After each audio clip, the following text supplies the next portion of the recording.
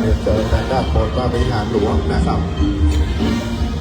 กันว่าหัววัดได้ตาแล้วเนาะไปกินโรงทานได้เลยทางด้านที่เหนือ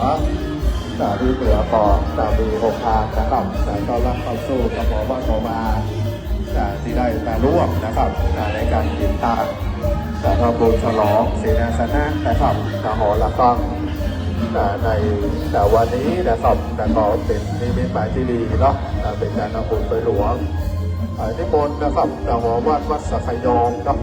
สักยอมพอดีนะครับนิมนต์มาถึงแล้วขอความโดยคณะสัตยานะครับวัดสักยอมแล้วก็ติดตามลำโดยนะครับ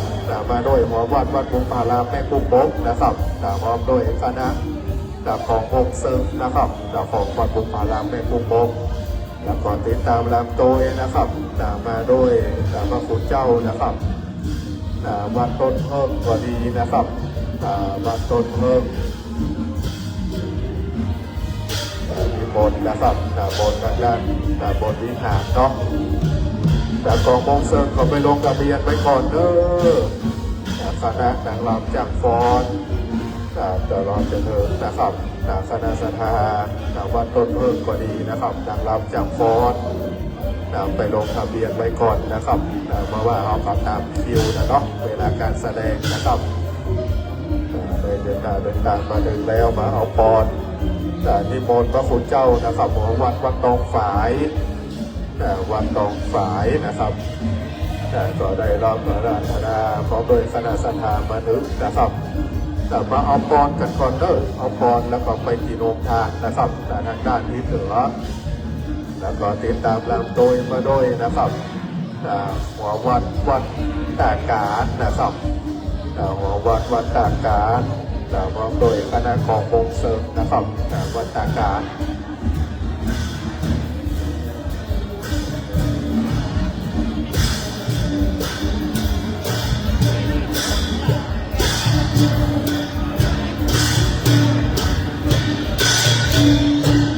ไปลงทะเบียนไว้ก่อนเด้อมาเอาปอนแล้วก็ลงไปทะเบียนเอาทะเบียนลงทะเบียนกับเจ้าคณะกรรมการไว้ก่อน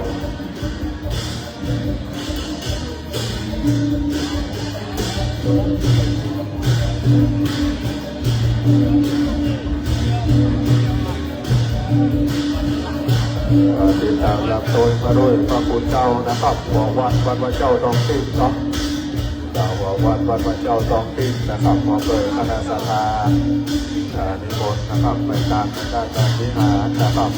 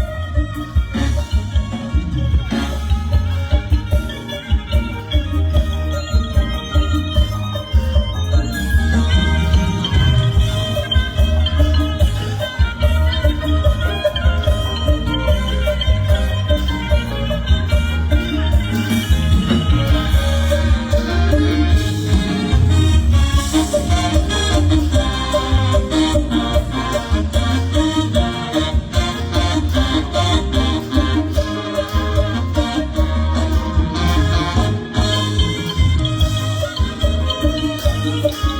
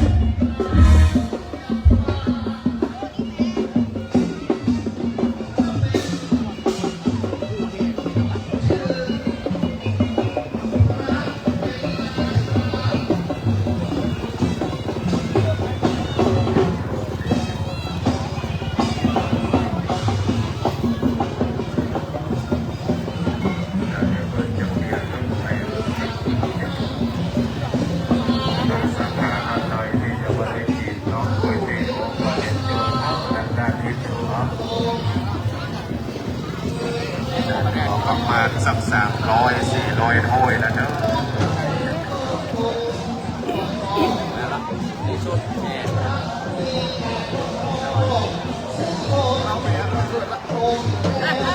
โอ้ก็อย่างนี้ละกันเขาจะก่อนแล้วละกันเอาไปได้เขาจะ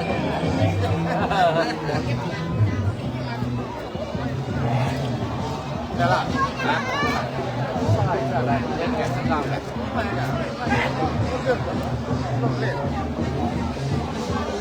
ออกมาดิออกมาจับ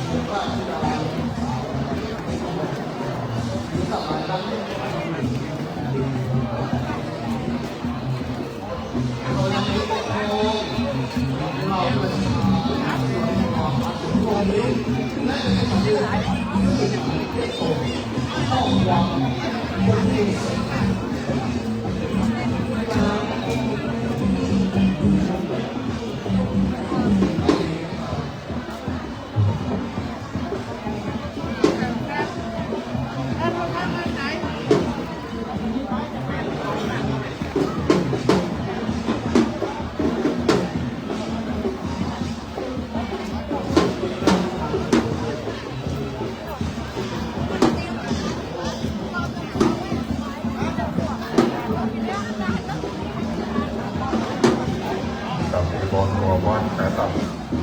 ในที่ในรายการรายสาระนาในบอลมาเนาะต่อไปจะเป็นบอลสุโขทัยบัตรกวดคำหลวงปงต้นชาววินาศนะครับเราเปิดก็ปู่เจ้าหัวบอลหัววานะครับเปิดคณะสหาบอลเนาะจากบอล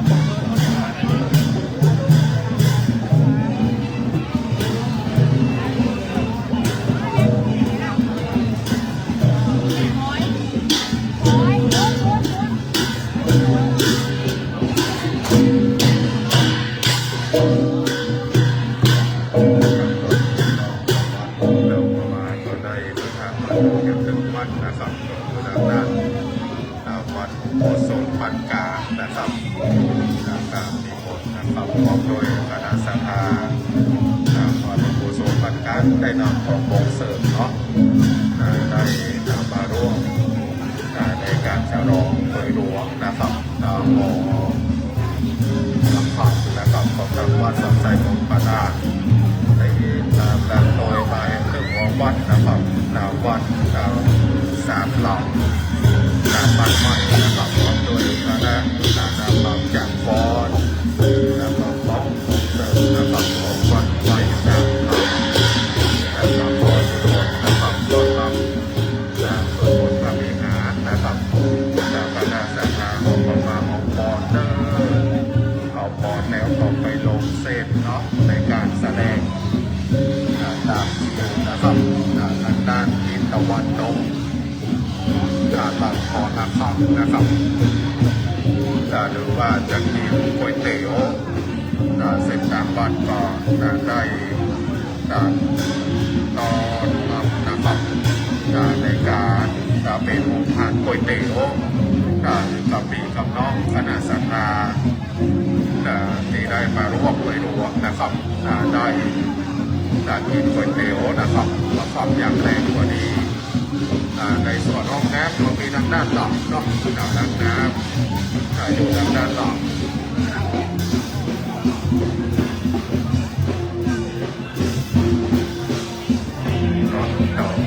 เราเล่นของเราว่าจะเล่นดนตรีอันนั้นนี่สุดใหญ่ไหวครับพี่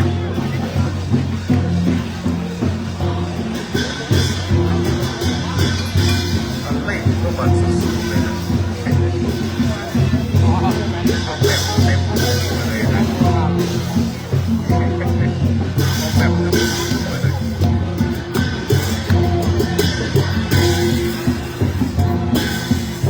ติดตามมาด้วยเรื่องของวัดนะครับวัดสัตว์ประวัตินะครับด้วยนะโดยคณะของทางด้านวัดสัตว์ประวัติด้วยนะครับที่หมดนะครับที่หมดไม่ขาดเลยนะครับไม่ลงกับเรียกร้องแล้วก็ตาย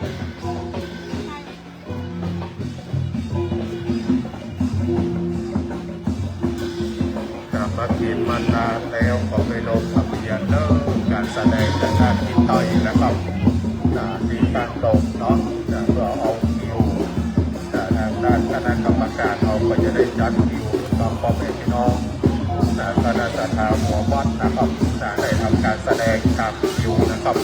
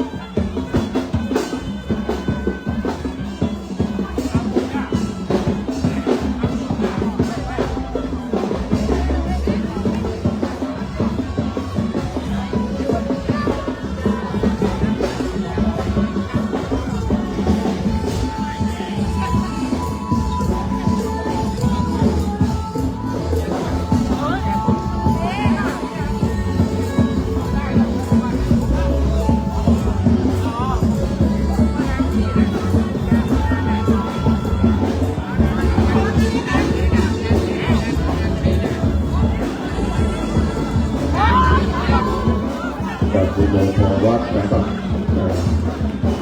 แต่สติของเขานะครับแต่ในด้านมนุษย์ของโดยคณะสมานะครับของโดยคณะหรือว่าเราว่าแต่ในโดยด้านมนุษย์นะครับแต่ในบทคุณด้านบทวิหารนะครับ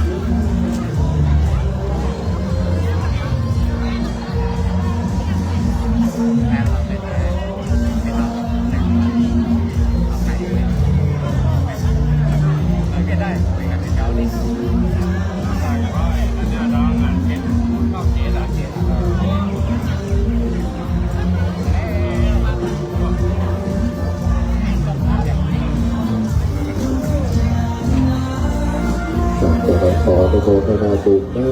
กับพ่อแม่พี่น้องคณะสังฆาเจ้าหัววัดนะครับที่ทางวัดสันสายมูลปานาในแต่การใบสาธารณานะครับมาทำบุญฉลองเสนาสนะ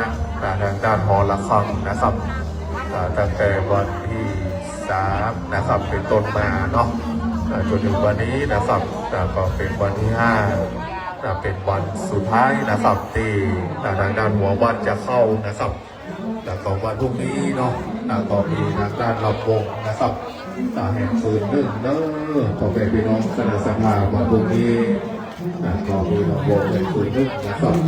แต่วันนี้ก็เป็นทางด้านหัววัดก็โดยคณะสังฆา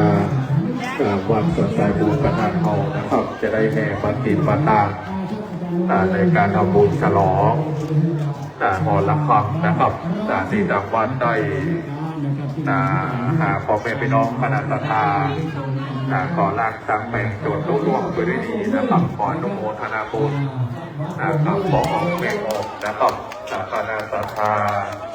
าที่ได้มารับเป็นเจ้าภาพเพราะว่าจะเป็นทางด้านรับเป็นเจ้าภาพพระมหากษัตริย์รับเป็นเจ้าภาพนะครับคนละสิบคนละสาวคนละน้อย ต่อจากนั้นผมเมื่อกี้พี่น้องเราอยู่กับอาจารย์ดงอาจารย์ที่ห้องรอบมานะครับทีนี้ตัว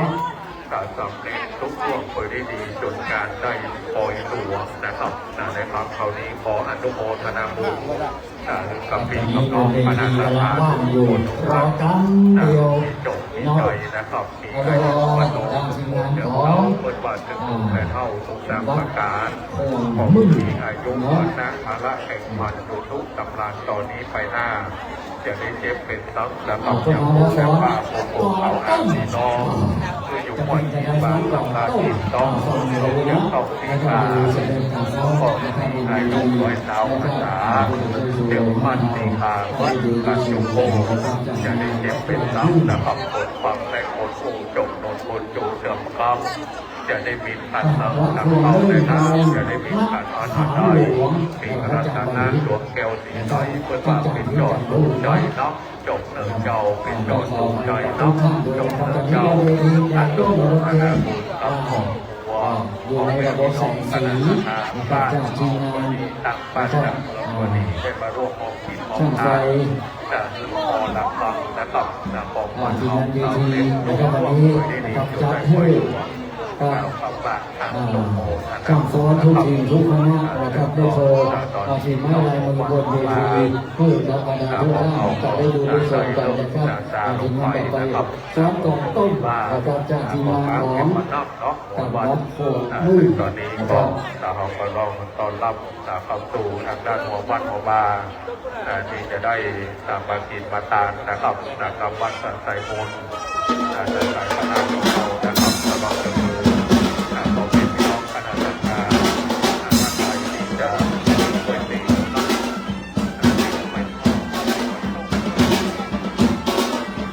ไปรอได้นะครับที่ทางด้านที่จะมา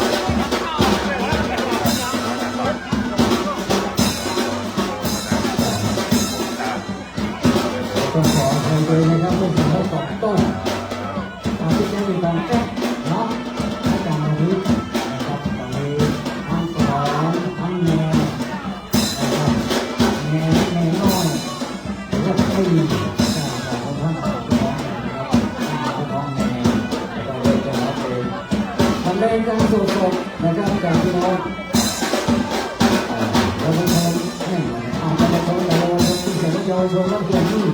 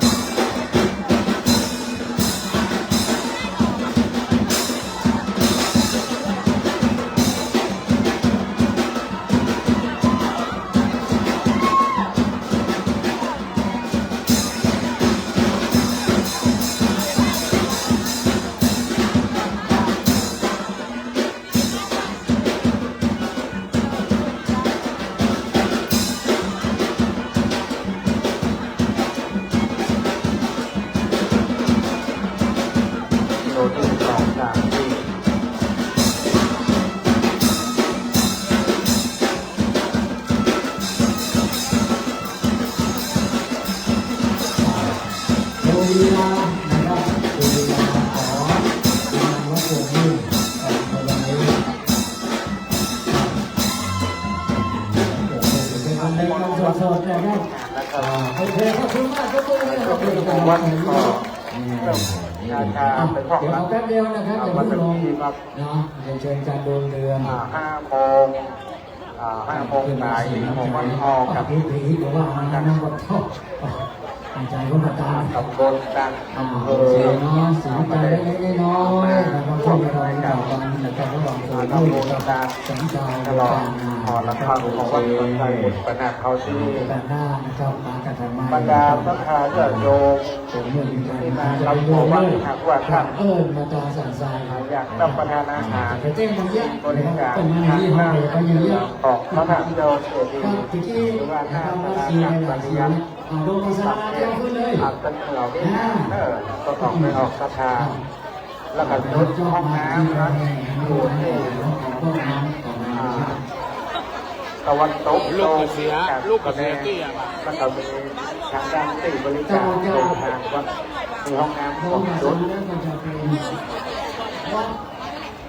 บุพารามแม่กุ้งโบนะตกจากวัดบุพารามจะเป็นวัดต้นแก้ว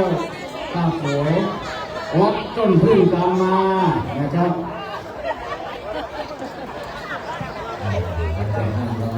เป็นเราไปเนาะนะครับตอนนี้นะครับเป็นฟอนเนอร์พี่น้องที่นวัดโตปาซาหมู่ที่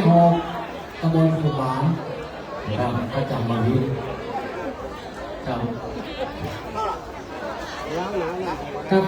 คณะกรรมการก็ที่เสริมมันนะครับของผู้เข้ามาที่ยอมเนาะออกจากฟ้องเพิ่นได้นั่งตรงนี้ครับการคัดตัวการจากรายที่รายการได้นั่งตรงนี้นะครับก็ขอเอาเก้าอี้มาเสริมครับนะครับแต่ที่บอกไว้เดี๋ยวที่เราจะได้200ที่นั่งเดี๋ยวนี้มีแล้วงดแล้ว200ที่นั่งครับที่รู้กันพี่น้องมาไปดูกันนะครับจากทางบ้านจากจอมานะครับถ้าจะไม่มีเรื่องที่แรงนี้มีกับข้าวเลี้ยงจะถึงเที่ยงคืนมาครับสั่งการลงขนาดแล้วเรามาเลี้ยงในเต็มที่นะครับเดินทางอยู่ด้านหน้าที่เหลือของพระเจ้าเราไปรับเลยเนอะมีมาดูกันด้วยนะครับเพราะว่าวันนี้เราจะยืนยันชัดแล้วตั้งแต่วันที่1นะครับจนถึงวันนี้พรุ่งนี้ที่วันที่นะครับแล้วก็จะไปล้างทางในวันที่7นะครับไปได้งานจะมาที่7ก็ได้เนาะครับมีรองเท้าตลอดนะครับ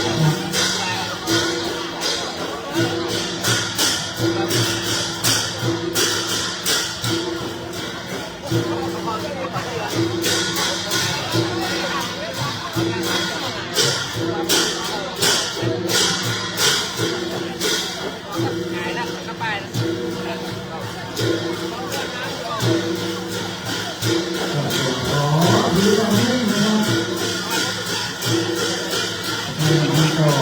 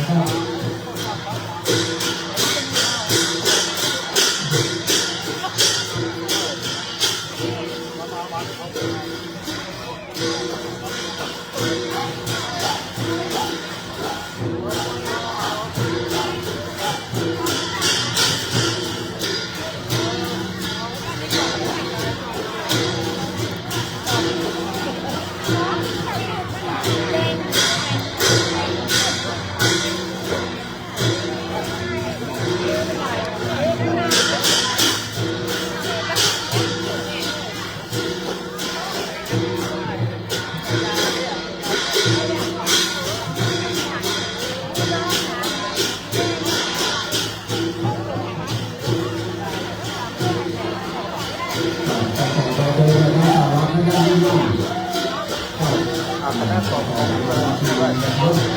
นโตเป็นเงินนะครับโตคนเดียว นี่ขอความนะครับว่าดูดูดูของที่มี สำห มา รับพี่น้องท่านมากำลังถวันครับถ้าหากว่าท่านมีการเข้ามาทำงานจะขอการช่วยเหลือของที่งานเข้าไปช่วยในระดับการบริการโรงงานช่วยเหลือครับเลยพรเนอร์ก่อนแม่เดินทางมาไกลจากทางบ้านจากจองจากตำบลจากอำเภอหากว่าถ้าอยากเข้าประทานอาหารเจริญพรนะครับส่วนเรื่องห้องน้ำอยู่ทางด้านตะวันตกของโรงการแสดง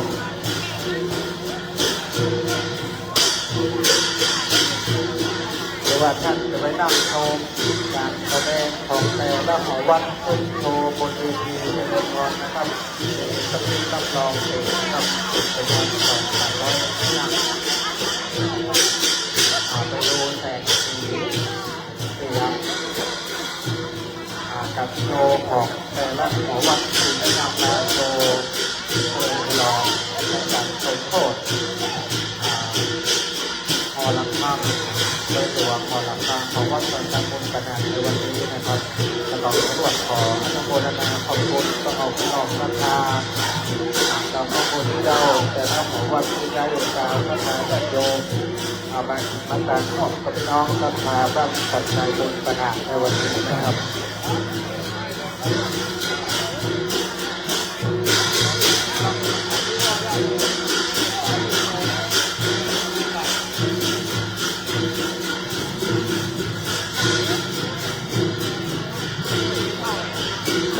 ต่อไปนี้นะครับบนเวทีกับพี่น้องโดยหลักการแล้วก็วัดเรื่องราวนะครับต่อไปเขาจะได้ดูอีก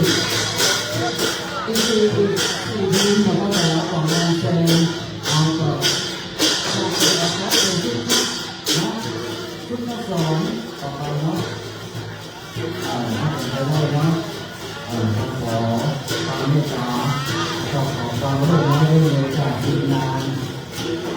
มองเซนของทุกทีทุกคณะ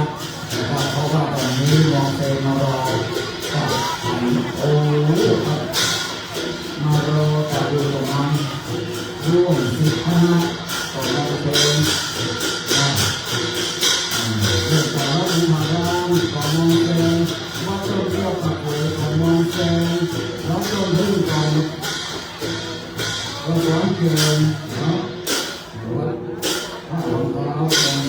ราจะขอโอเคครับบนเวทีลงไปก็ขอบคุณรอบการนี้เรียนเชิญจากโรงเรียนนะครับเพื่อมอบ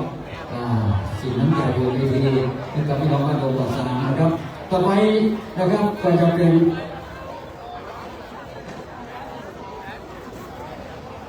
วัดต้นแก้ว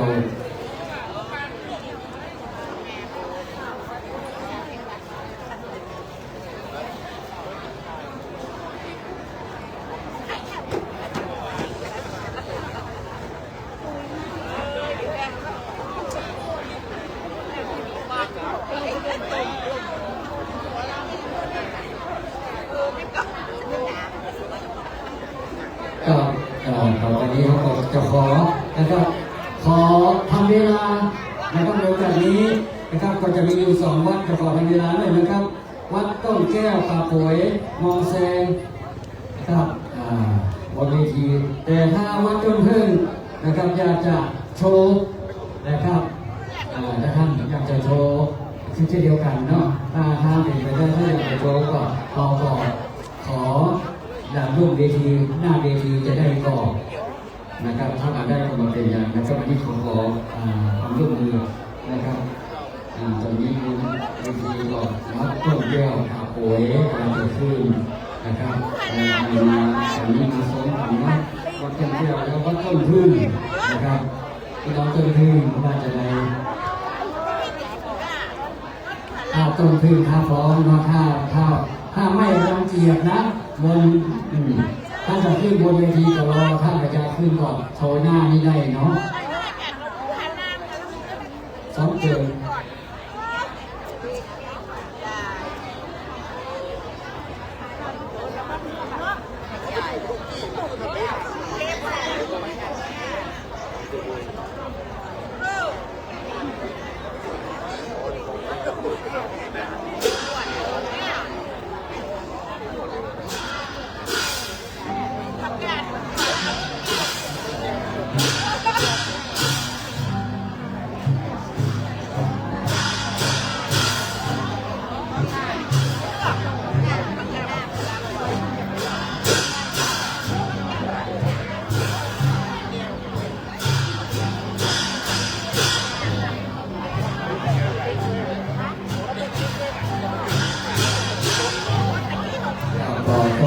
เลยนะครับสับสนนิดหน่อยนะครับขอต้องขออภัยกับพี่น้องบ้านผมพารามเลยเนาะทำให้ชีวิตออกเพิ่มนะครับแล้วจากนี้เอาจะไปเป็นครับเจ้าเที่ยวนะครับผมทำกระโดนข้ามไปถึงนกเที่ยวเข้าเลยแม่ขึ้นสายเข้าบุญอ่ะเข้าบุญอ่ะทับสายก็เลยจะ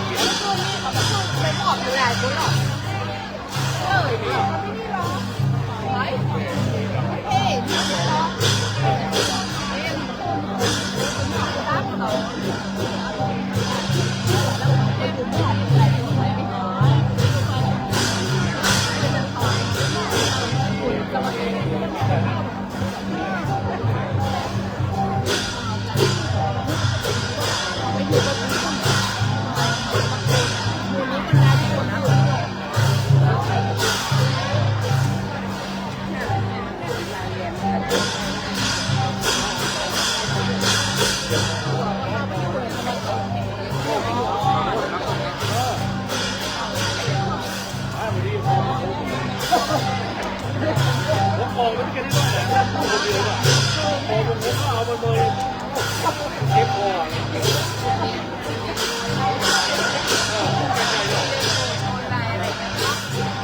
เข้า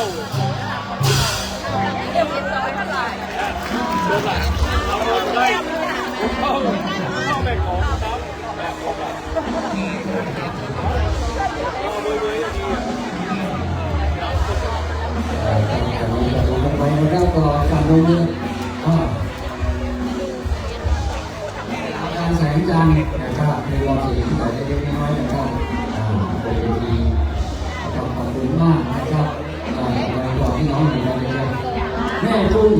วัดดูผารามนะครับกุ้งผารามแม่กุ้งโลนะครับ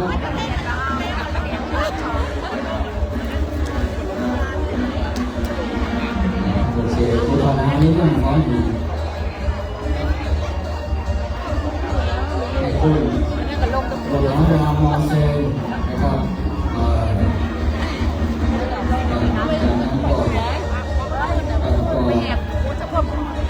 ผู้พนักนะครับผู้พนักนี่ก็ต้นพึ่งนะครับต้นพึ่งนี่ก็ข้าวมันล้าวนะครับสำหรับวันนี้ผู้พนักนะครับมาอีกรูปแบบหนึ่งนะครับตามปกติแล้วจากผู้พนักนี่ฟ้อนอายุนักการเมืองมาในบ้านใหม่นะครับฟ้อนเกมฟ้อนมองเซล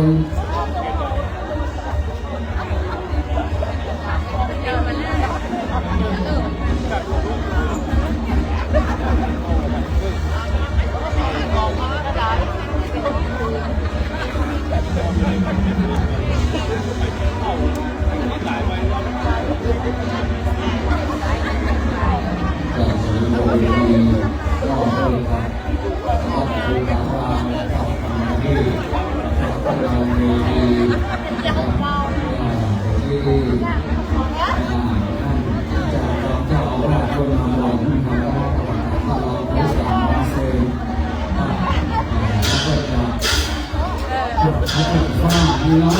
จะบอกว่าของลูกดีจะได้เนาะนะครับแต่ก็ของท่านร้องอะไรเนี่ยเขาจะไม่โดนเองดีเพราะว่าลูกทีมนะครับโชว์ทีมให้มันเป็น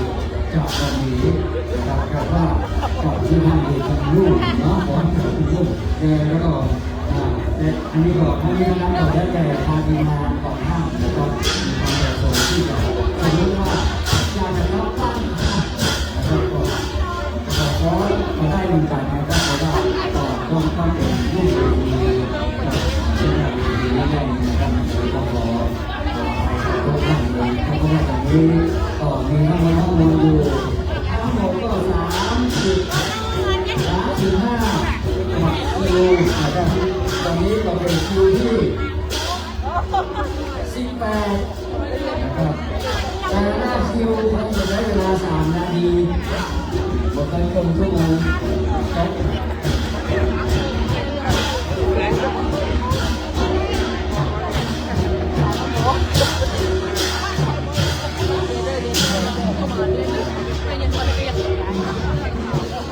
ตอนนี้ตรงนี้ต่อจาก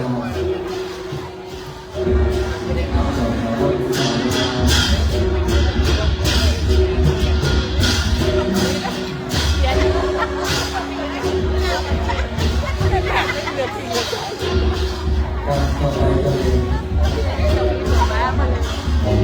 ต่อจากวัดโบราณเนาะวัดต้นพึ่งต่อจากวัดต้นพึ่งจะเป็นวัดสังฆาขอขอให้ท่านข้าวันครับกับต่อจากวัดท่าวันแล้วก็จะเป็นวัดต้นหินหลวงจากวัดต้นหินหลวงก็จะมีเอาเมินจังหวัดนาเนี่ยพระสังฆแม่ตะเคียนพระสังฆฟางพระสังฆหลังสังฆวานวัดสุพรรณพระมังคลารามพระนห้าพระลำสังฆแม่ห้องพี่น้องวัดต้นโชคทุกวาวัดนิกาของการวัดรัตนารามนะครับขอรับไปนะครับแต่ละทีนี้เราไม่เยอะขึ้นข้อมูลในเรื่องต่างๆในภาคต่างวันนี้ใกล้จะจบแล้วอีก1 ทุ่มไม่เกิน30 นาทีนะครับหลังจากนั้นจะเข้าสู่ช่วงเวลาการเล่นนะครับขอบคุณแล้ว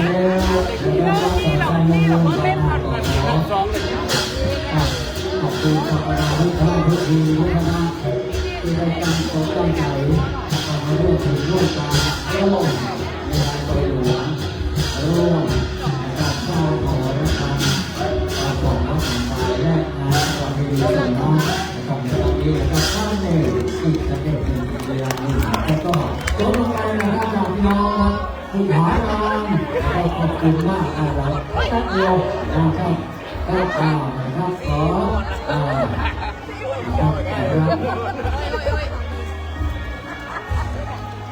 รับเดี๋ยวออกว่านะโอ้ทำได้4 ตัวนะ 1 2 1 2ต่อไ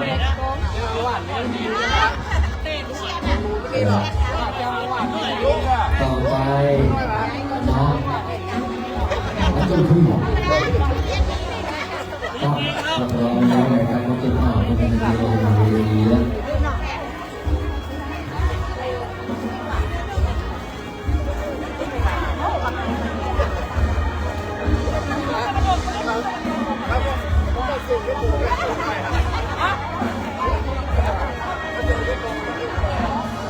เอาละครับแล้วต้นขึ้นมาอีกสไตล์หนึ่งเนาะจะเป็นชนเผ่าเนาะโอเค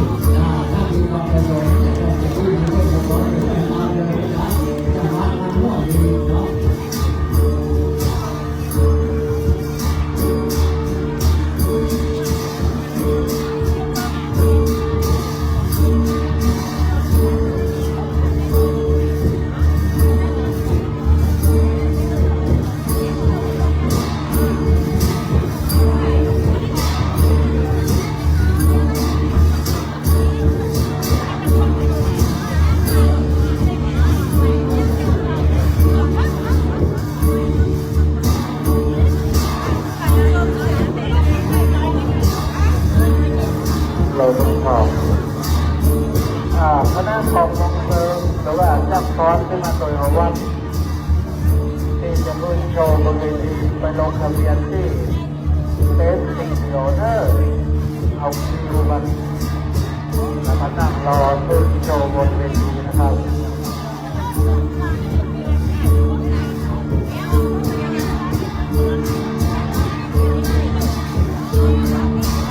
เตรียมละ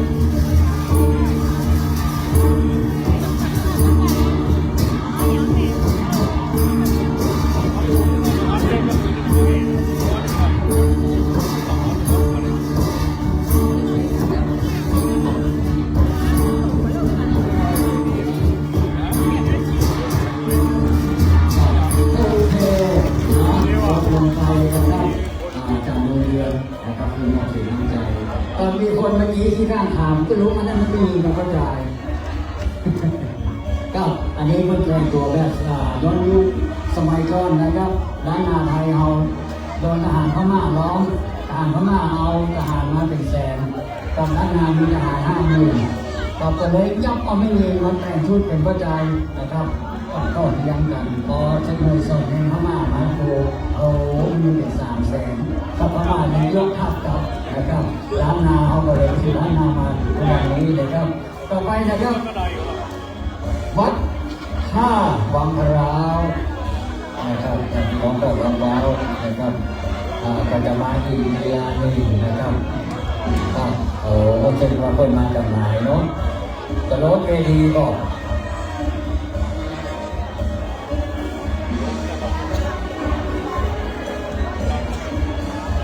พอผมมันลดเวทีมันจะยังนะครับค่อยๆขึ้นเรื่อยจังกันพุ่นจังตะวันตกก็มีเนาะทางด้านซ้ายด้านขวาบันไดห้องนะครับมี2ฝั่งเวทีนะครับในพื้นที่ฝั่งหนึ่งก็ได้เนาะที่นากรมองเซลวัดท่าวังพร้าว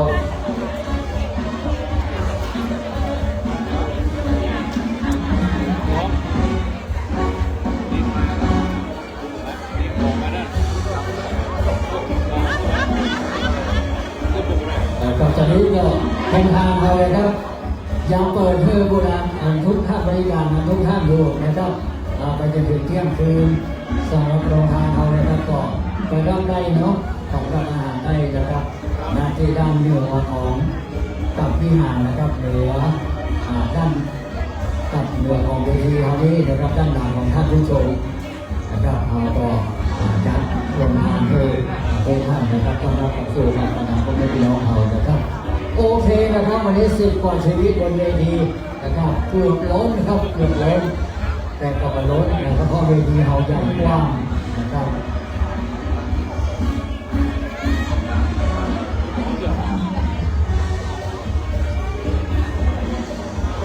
เอาละครับตอนนี้เราไล่ดูนะครับโอเคนะครับมาดู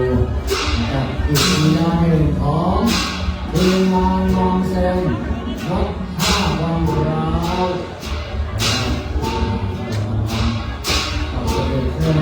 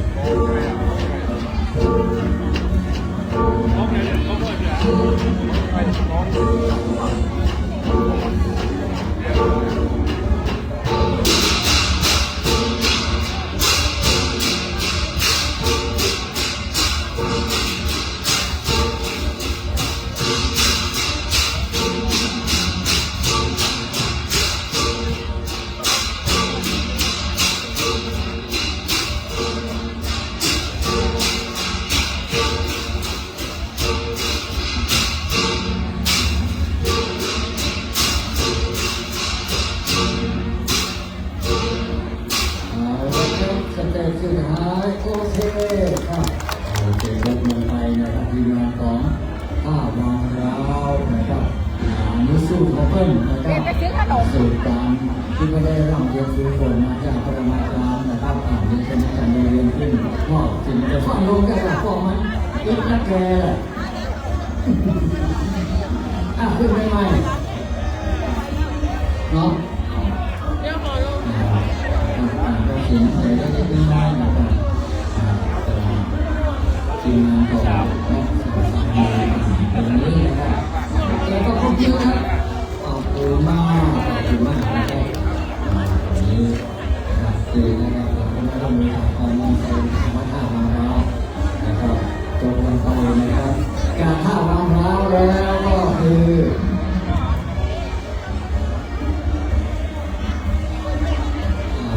ต้นแหหลวงเนาะต้นแหหลวงก็เตรียมตัวขึ้นบนเวที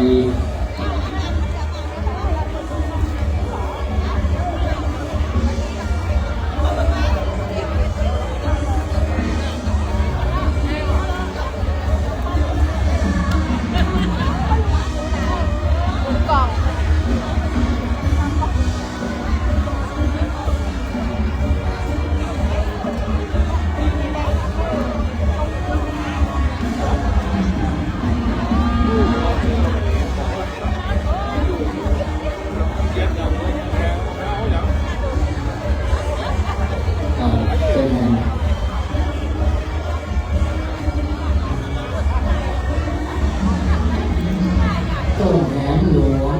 นะครับปิดไปแล้วแต่ปิดไม่ได้แล้วนะเดี๋ยวเราไปห้ามจอกกันแล้วกันกับต่อเราไปก่อนตัวผู้เสียเวลาครับว่าแสงคำว่าแสงคำ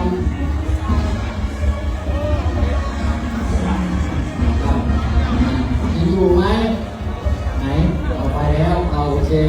ออกไปอยู่สมุนมืดก็ขอไปเลยนะครับออกกับผมก็ต้องทำมือทั้งมือเนาะมาพักแสงคำ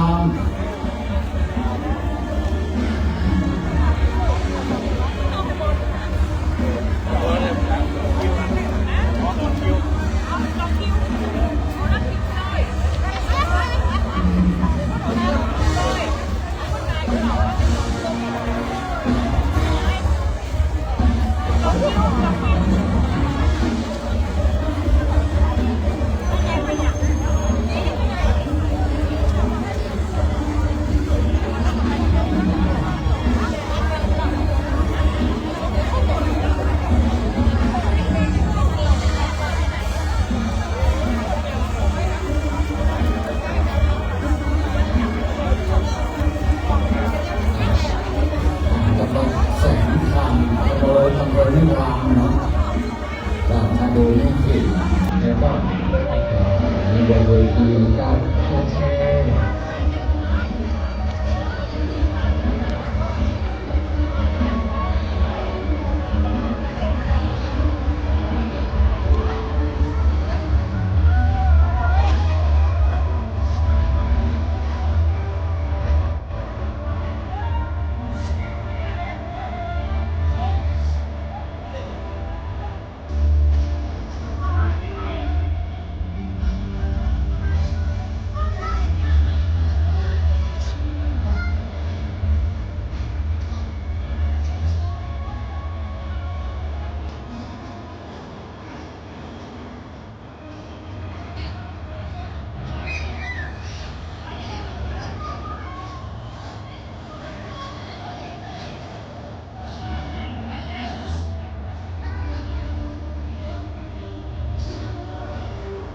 บอกว่าคน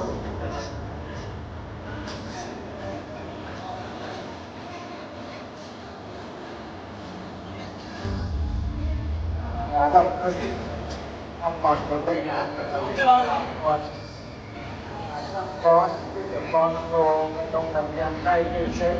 โรงเออ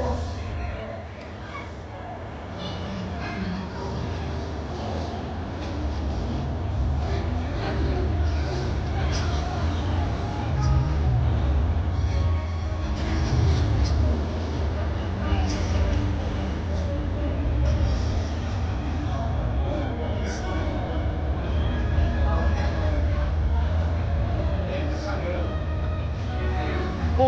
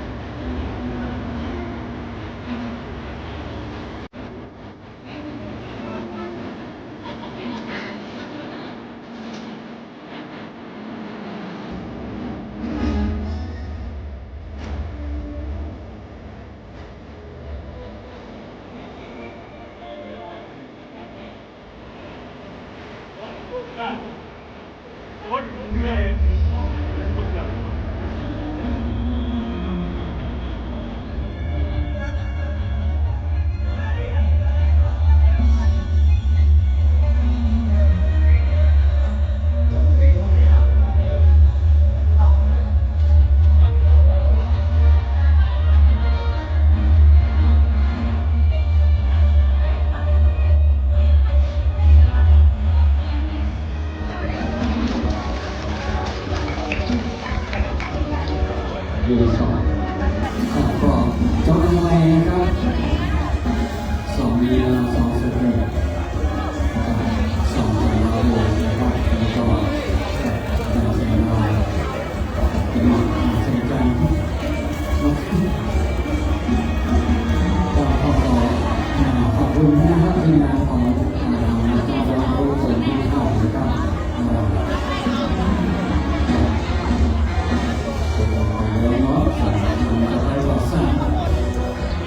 สังคม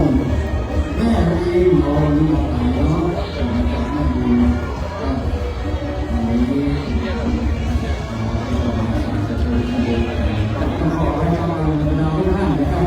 โดยเฉพาะลูกศิษย์ลูกหาของท่านพระครูเฮานะครับคนขอมาเขาก็ต้องจัดไปเนาะนะครับเป็นขอมาแต่วันนี้เคย3 เพลงนะครับทีนี้เพลงได้2 เพลงได้มาเพราะว่าไหนๆแล้วได้มาแล้วเนาะนะครับก็ต้องขอไว้ชาวบรรดาญาติโยมทุกท่านนะครับเราก็มานะครับแสดงน้ำจิตน้ำใจเนาะและมาร่วมในกิจกรรมของงานท่านพระครูก็ตื่นเจ้าหน้าที่เรานะครับอันนี้ก็ได้กำลังใจมากนะครับหมู่ข้าวคนนี้ลูกนะรถอาหารนะครับเป็นธรรมดาทุกท่านได้ชิมได้ทานอาหารจำเป็นที่เราชอบในวันที่วัดสันโป่งตำบลสันโป่งอำเภอแม่กลองนะครับจังหวัดเชียงใหม่มาทั้งหมดทั้งมวล12นะครับโอเค9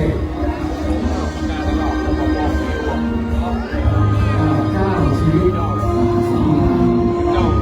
ช่องฟอง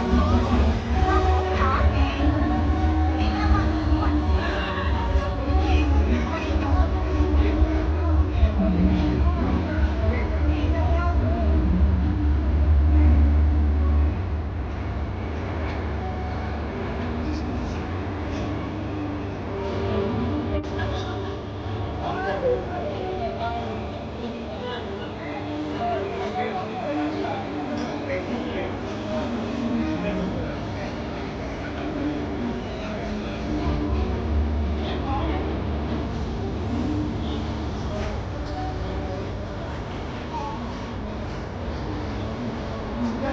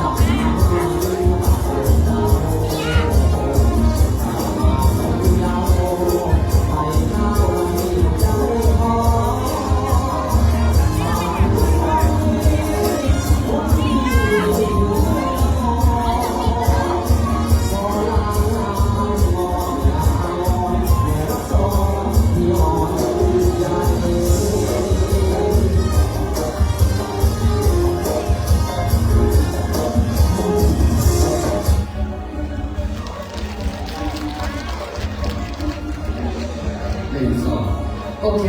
นะครับขอบคุณมากสำหรับงานพระสังโฆก็วันนี้เป็นกรณีพิเศษนะครับชุดนี้นะครับเป็นงานเจ้าอาวาสกรณีพิเศษขอเรียนเชิญนะท่านผู้ใหญ่บ้านเนาะมีมาเกียรติกับมอบสิ่งน้ำใจเล็กๆน้อยๆนะครับเมื่อเราทีมงาน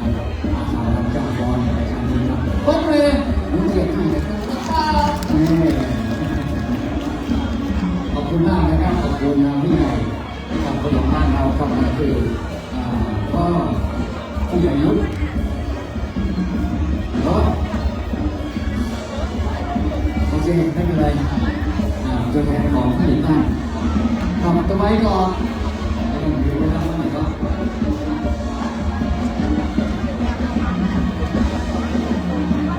กับวัดสังพวงคำกับวัดสังพวงคำเชิญกับแล้วมองเซลล์กับตัวพี่ผมไม่แบบนี้เอาดีๆเลยกับตีว่าถ้าแบบนี้ก็จะยุบวัดสารพวงคำกับตำรวจเราแล้วจะมาดีนะครับ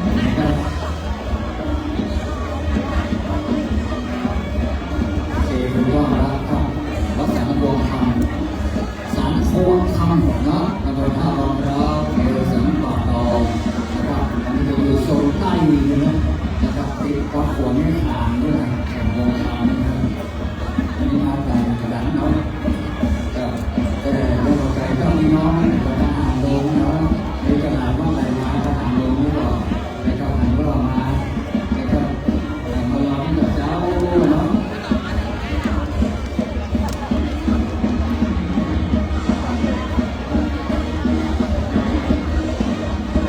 ของเจนครับ10 บาทนะครับในเวลาประมาณ2 นาทีเนาะนะครับ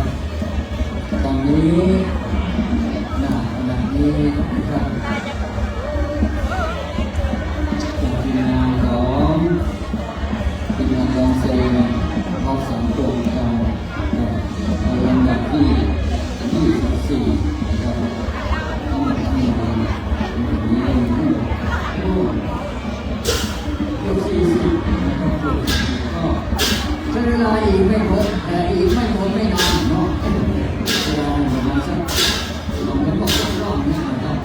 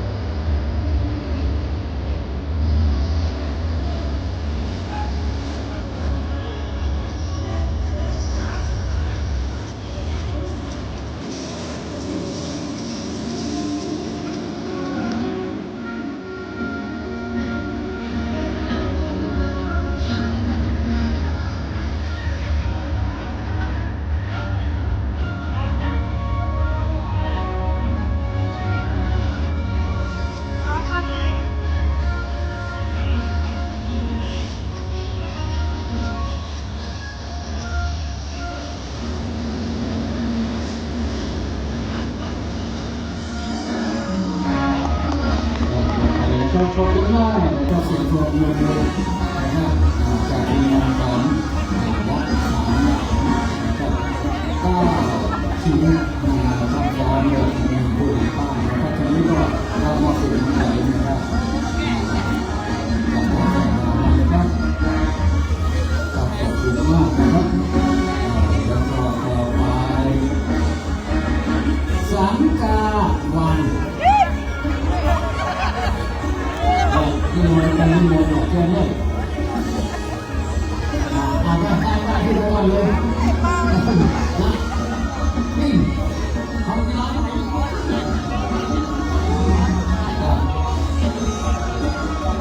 มองเสียงที่เดียวกันนะครับ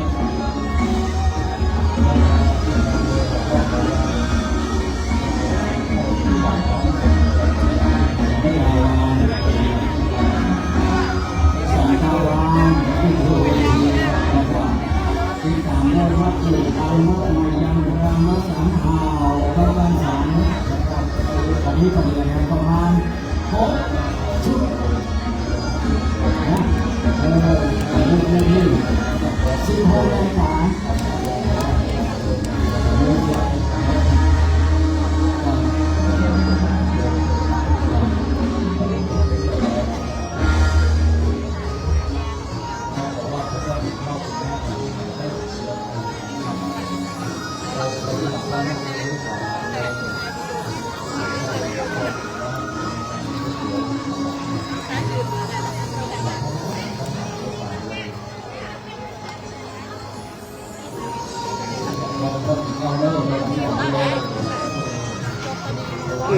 จบพอดี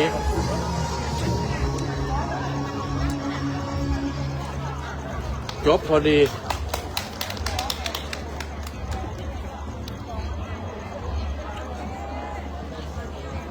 ก็คือสู่เวทีก็คือทีมงานสันกาวานนะครับเดี๋ยวหรอ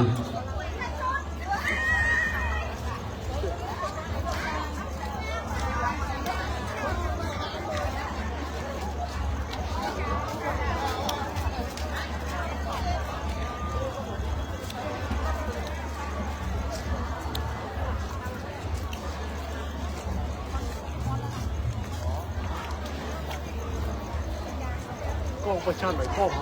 กองประชาตินี่กองหอประชาติเลยอันนี้กี่รายพิเศษที่พบความชัดอย่างที่ได้แจ้งไว้นะครับสำหรับโรงทานยังเปิดโอกาสให้ทุกท่านนะครับที่มาร่วมกินร่วมทานกับร่วมกับในงานกวยหลวงกับของวัดสันทรายมูลของเรานะครับก็อันที่มุสลิมคิวนะครับมีวันเดียวมันงานมันมีวันเดียวแล้วนะครับมีมาหลายวันแล้วโอ้ตัวบ้าเริ่มเป็นชายของบริการอยู่นะครับสำหรับท่านที่นั่งรอให้หิวต่อไปได้เนาะก็เรียนเชิญได้ที่เดียวกันนะครับเพราะว่าได้เวลาเนาะเติมข้ามมาแล้วตอนนี้แม่กำตุ้นแม่กำตุ้นจอบแม่กระพาตัวภาพตุ้นปีแล้ววันไหนวันประสาทตุ้นปีวันจันทร์เอาละครับมาดูอีกเวลาหนึ่งของทีมงานวัดสันทราย หนังไม้พวกนี้อย่างเยอะ เอาละครับมาดูนะครับ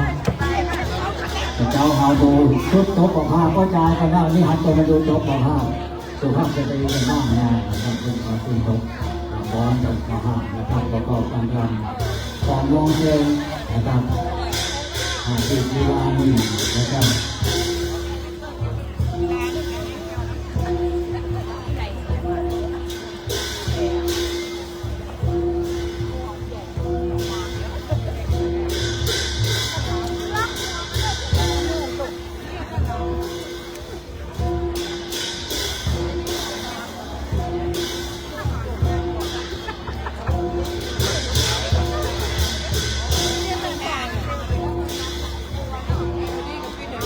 เ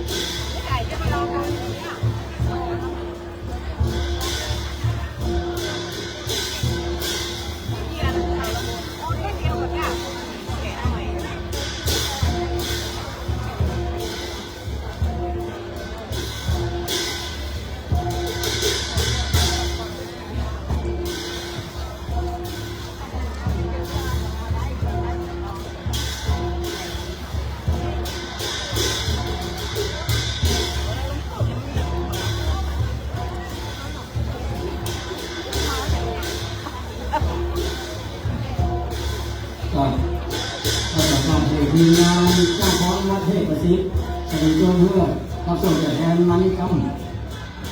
ที่ทำอะไรกัน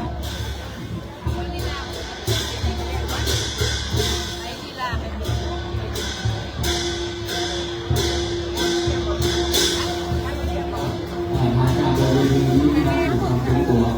มันโคตรก็ได้มันโตเสียเลยมันอะไรมันเป็นตัวมันนะ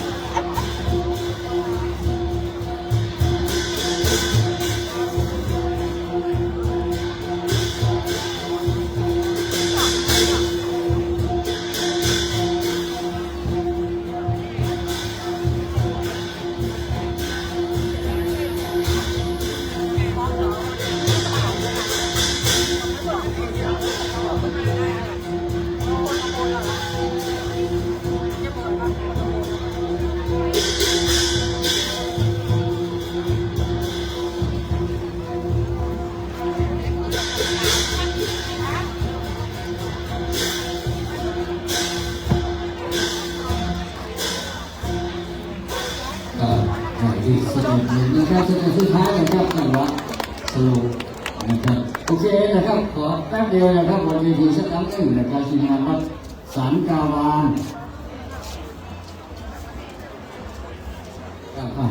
แป๊บเดียวจากเมืองนะครับมาสู่ข้างในก็จะซีนะครับ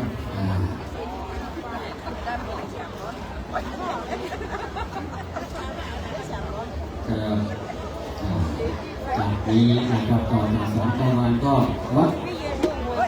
กู่คำ จำไว้ด้วยจำไว้นะ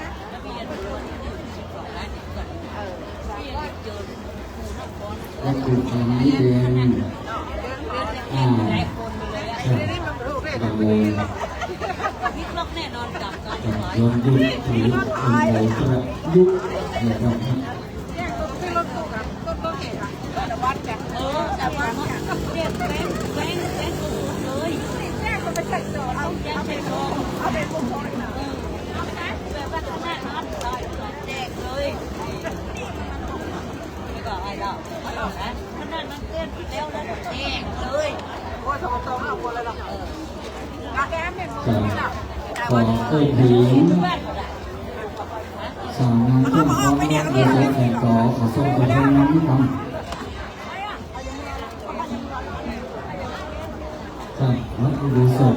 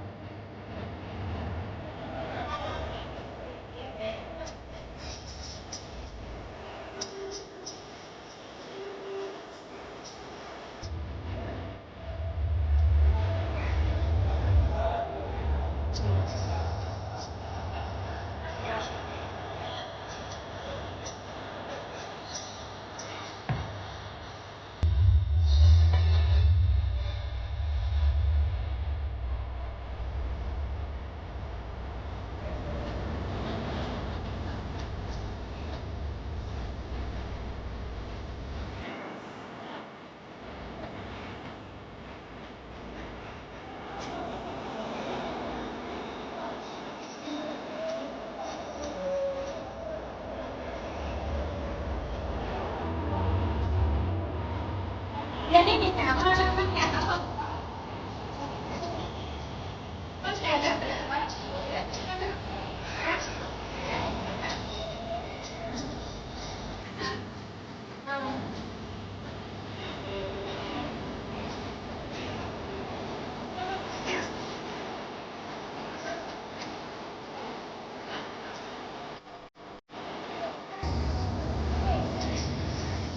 ตามไปแล้ว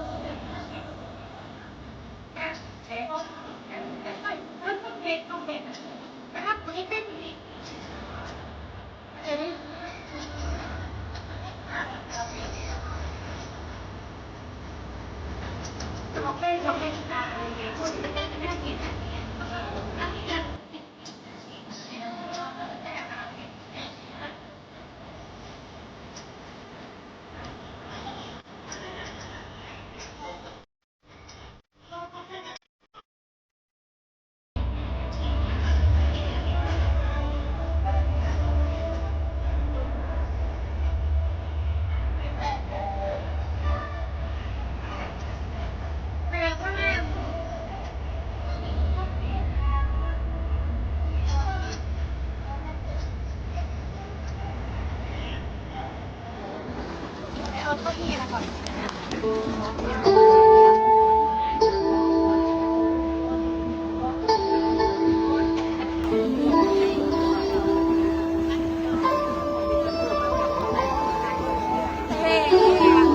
ไปบอกเขาแหละไปบอกเขาไปบอกเขาไปบอกเขาไปเยี่ยมตำรวจแล้วไปเยี่ยมตำรวจเลยนะตำรวจอยู่นะ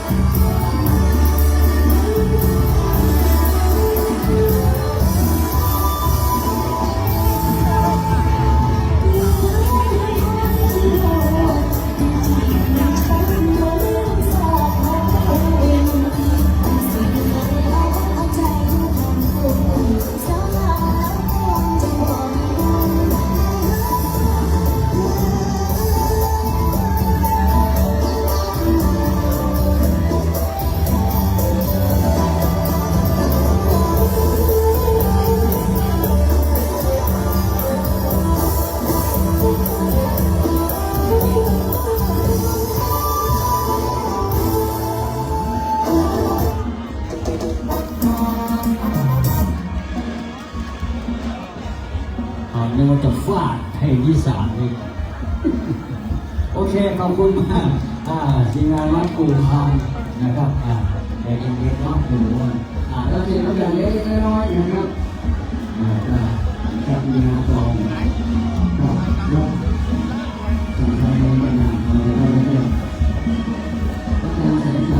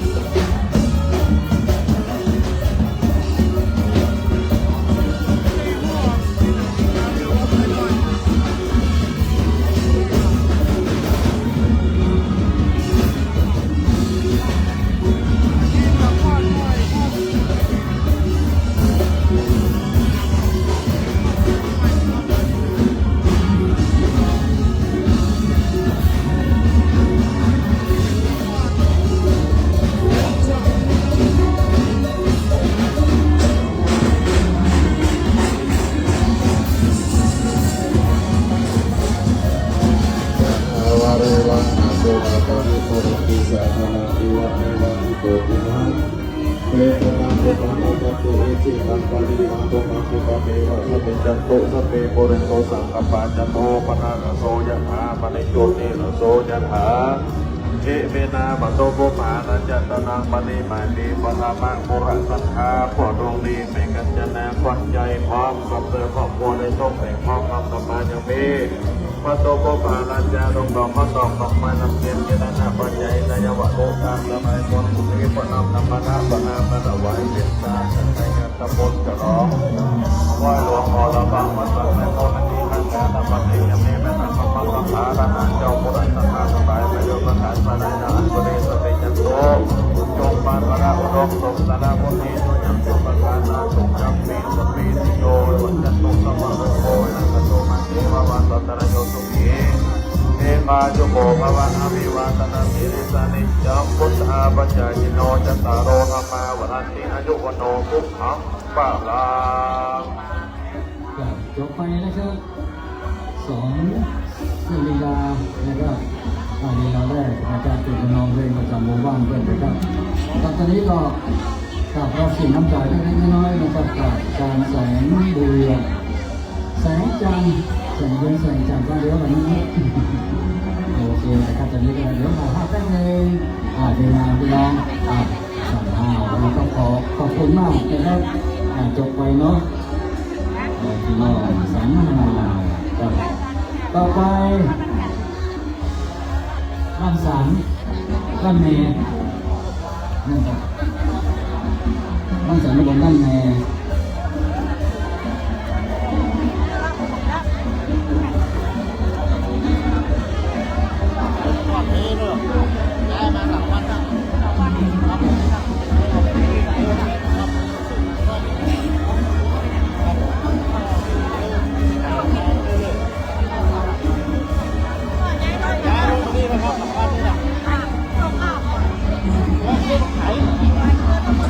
ครับกำลังจะขึ้นเวทีขณะนี้นะครับก็คือวัดบ้านสันกับตำบลบ้านแม่ครับต่อจากบ้านสันก็เป็นม่วงพี่น้องต่อจากม่วงพี่น้องวัดต้นโชคแล้วก็ติดตามด้วยวัดแม่จ้า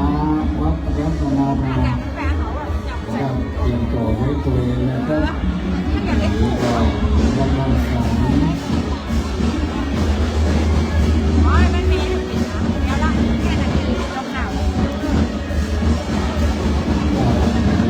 มองเซนที่ไปทำนะครับสารพิงานก็ต้องสั่ง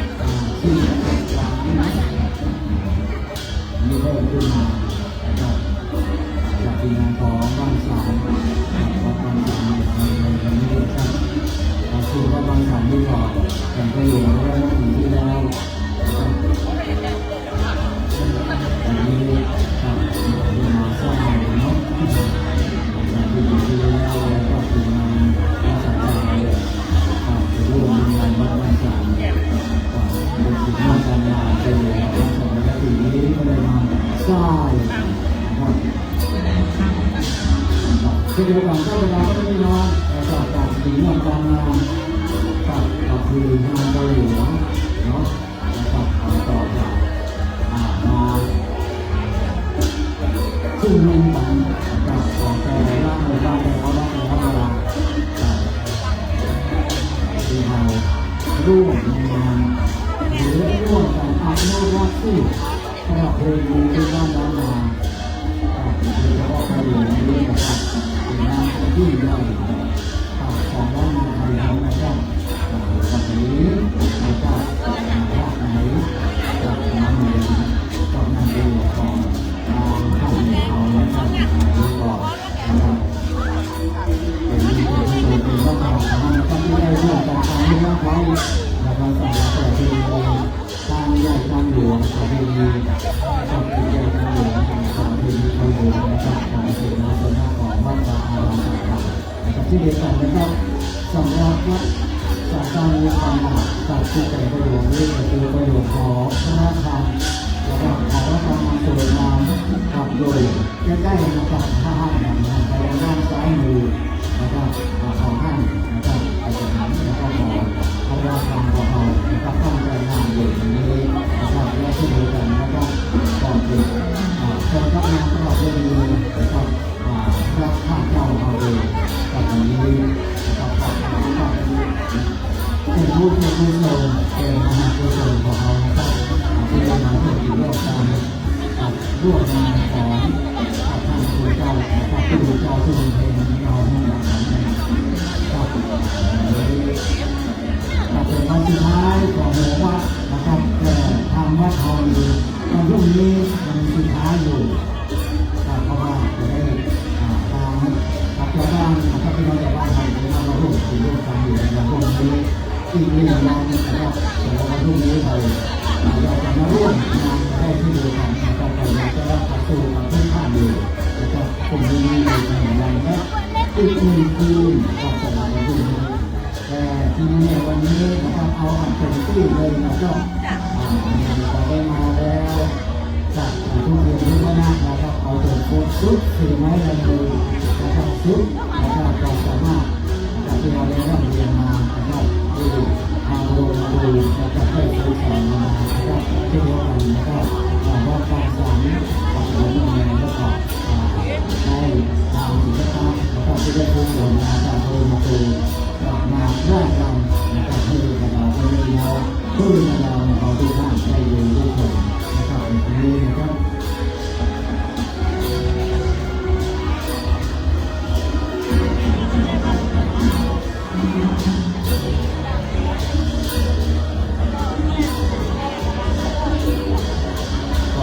ที่น่ายินดีนะครับสำหรับท่องเที่ยวไม่เอาจะได้ขึ้นท่องเที่ยวกับมรดกโลกนะครับในแห่งเดือนข้างหน้านี้นะครับเป็นที่ดีดีของเราทุกท่านนะครับจะได้สู่สายการของโลกและจะได้บรรลุได้ในนะครับมีเงินกู้เกิดนะครับในปีนี้นะครับเพราะว่า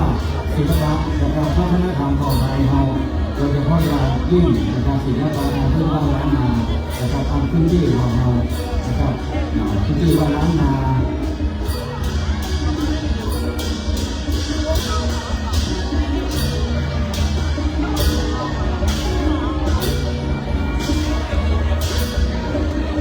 เอาละครับยกลงไปน้องของบ้านบ้านปีนะครับบ้านแสนนะครับก็อย่างนี้แล้วก็สิ่งน้ำใจแม่พรของวัดคนวิหารนะครับแม่พรครับ เอาดูเรียนทำแล้วก็ถึงแม้ว่าจะนอนด้วยคุณค่าแล้วก็ด้วยน้ำใจนะครับที่เอามาร่วมสิ่งร่วมกันร่วมในงานประโยชน์นะครับในครั้งนี้ต่อไปลำดับต่อไปม่วงพี่น้อง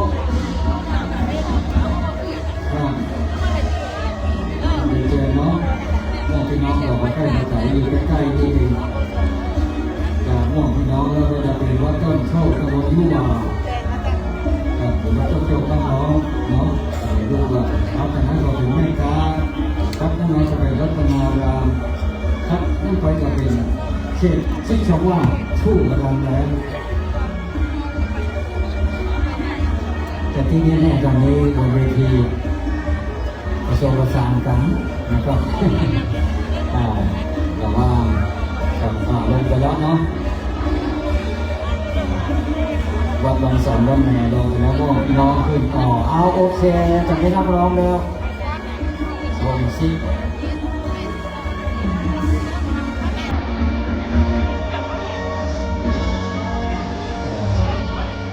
บึงเลยอาการไม่หินดอกก็ไม่มีนะครับ เ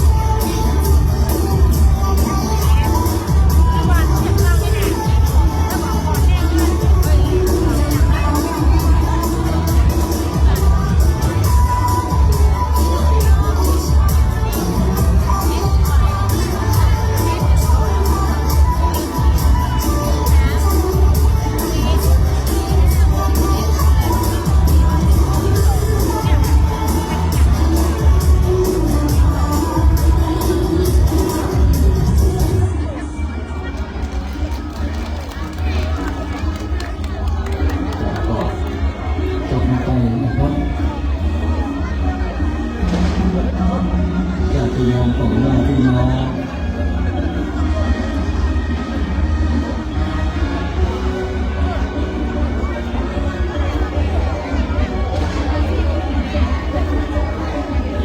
ขอบคุณพี่น้องทั้งหมดพี่น้องนะครับทุกท่านนะครับเพื่อนพี่น้องก็อยู่ตำบลมะขุนหวานนะครับตำบลเดียวกันกับตำบลสันตินะครับขอบคุณอยู่ทั้งโซนดังโต๊ะนะครับพี่น้องทักทายพี่น้องกับวัดต้นโพบ้านเราต้นโพนั่งร้องกับเรียกว่าน้องฟ้องเป็นสิ่งที่มันบอกว่าท้องสามปล่อยหลวงนะครับนี้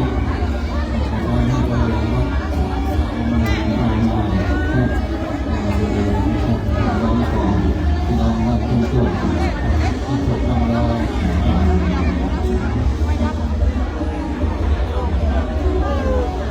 สาวใต้นะครับหลายท่านหลายคนดูป้ายแล้วอ่านบอกภาษาอังกฤษอ่ะนี่เป็นภาษาพื้นบ้านล้านนาพี่น้องที่เขามีตัวว่าไม่จับแล้วก็เดี๋ยวนะวัดต้นโชคต้นโจ้นะครับอย่างเขาเป็นเรื่องของวัดต้นโชคนะครับวนยุกว่าทางบริษัทต่อเชียงใหม่นะครับอันนี้เป็นภาษาไทยเป็นภาษาพื้นบ้านล้านนานะครับของเรานะครับสมัยก่อนที่เราจะเรียนภาษานี้นะครับอ่านว่ามีภาษาไทยเรานะครับก็มาเป็นภาษาเราอันนี้ก็อนุญาตไว้นะครับสามขอหลวง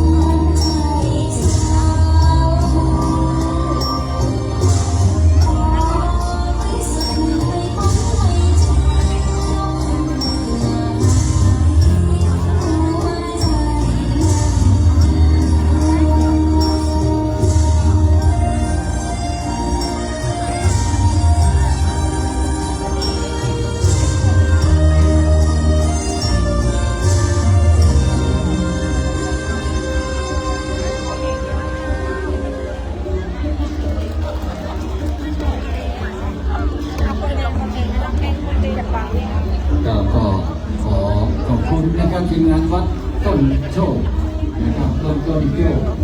ะครับบ้านน้องเอาเรือ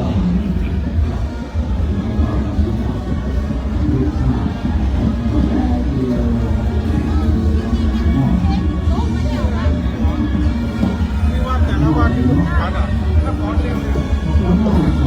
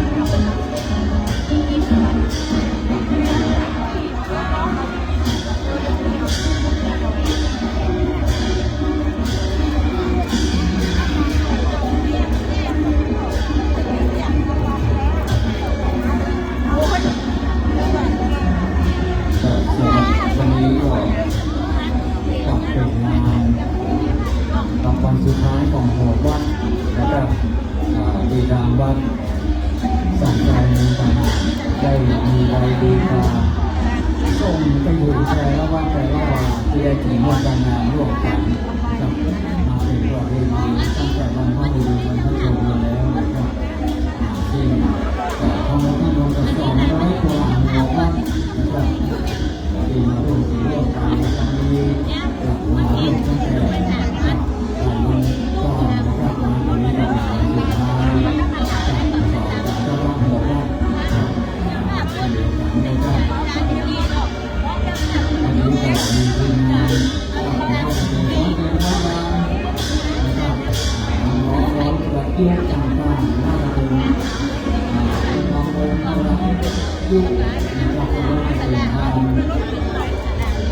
ของเด็กประยุกต์นะครับเราเป็นของเกณฑ์ต่างๆอย่างเช่นมีขอได้นำเป็นของเกณฑ์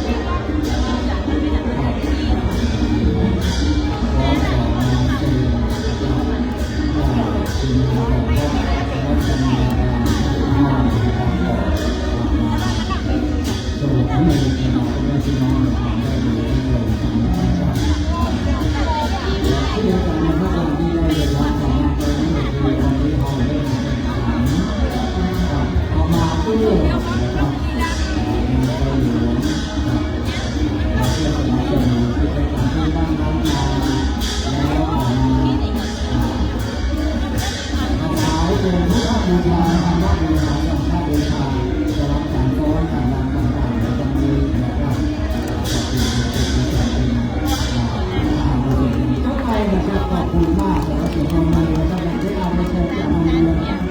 หมอผู้ดูแลท่านที่ในเรื่องการโอเคนะครับวันนี้ก็แล้วก็สิ่งที่จะได้ร้อยนะครับการเป็นงานวัดสันสานโมขอบคุณมากนะครับขอบคุณมากที่มาต้อนรับนะธรรมารามจากแม่พี่น้อยนะครับต่อจากแม่พี่น้อยก็คือวัดเขตชิดชาวาทุ่งรามแรงกับทุ่งรามแรงนะครับบนน้ำแร่นะครับเราซีดูเราเพิ่มได้อาจารย์นาทีทลายนะครับก็คือกับสัญญาจะเปลี่ยนไปนะครับสำหรับวัดทุ่งรามแรงเขตชิดชาวาครับ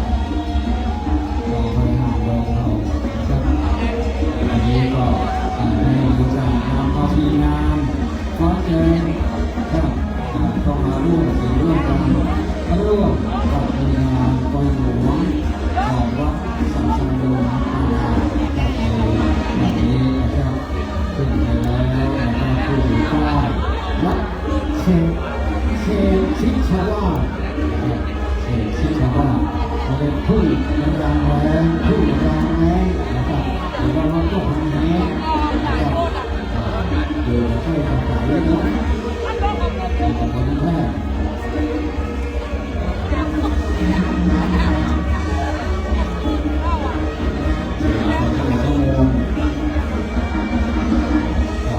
แต่ศิลปินนะครับมีข้าวที่ถูกต้อง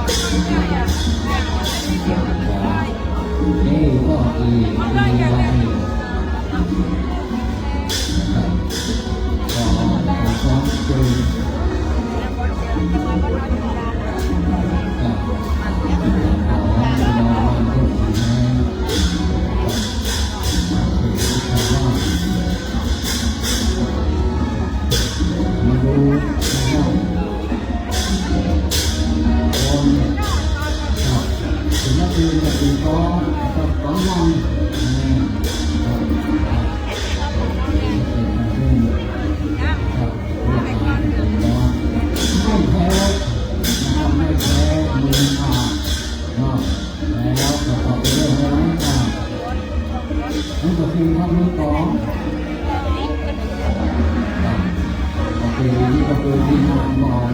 thành phố chơi và mong chơi thìที่เราติดกระจายของพี่น้องกับที่ชาวบ้านอารมณ์ทั้งแรกทางบริหารเราน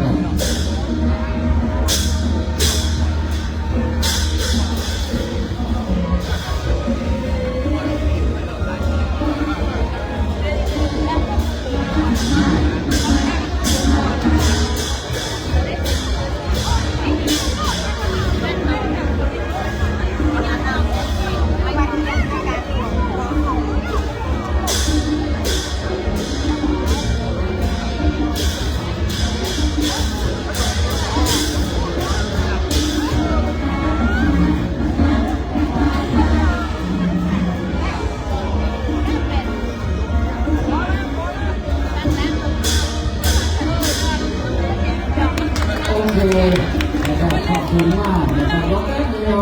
นะครับเดี๋ยวจะมีน้ำใจเล็กๆน้อยๆนะครับมีการทำงานที่มาของกับน้องนักเขียนที่ชาวบ้านนะครับอันนี้ก็ขึ้นไปแล้วนะครับสำหรับในหลวงวีรดาพิตรเรือนนะครับอันนี้ก็เป็นผู้มอบสิ่งน้ำใจเล็กๆน้อยๆให้กับนะครับทีมงานของมงคลจากวัดทุ่งเรืองแรงแล้วก็วัดเศษที่ชาวบ้านทำให้เอาโดนะครับขอบคุณมากนะครับจากหน้านะครับเป็นการแต่ทำไมเนาะสวัสดีน้องทำให้ดูแลสวัสดีนะครับก็การนั้นจะเป็นวัดทุ่งเหมือนกันนะครับเป็นทุ่งเสียง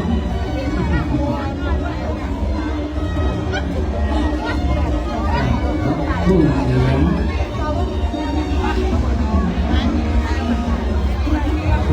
ต้นสตอนะ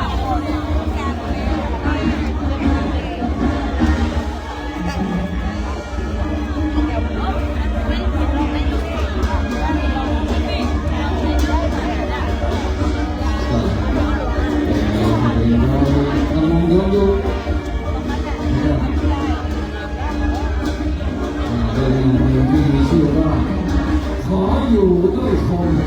ออกมาเป็นหมู่กันอยู่คนเดียว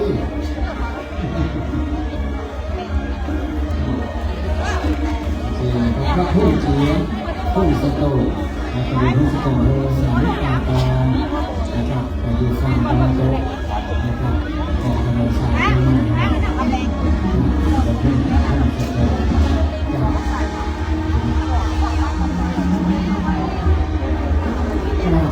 จากห้องขอเหตุการณ์ประกาศที่จะต้องฟ้องอีก6 ทีมเทพประสิทธิ์กุโบสถแสงต่อสหสกุลเดชกำรงและอรัญญวาสและวังสิงห์คำนะครับเตรียมตัวเนาะคิดเดียวเพลงเดียวเพราะว่างานในช่วงของเจ้าฟ้องเล็กเนี่ยโอเคดี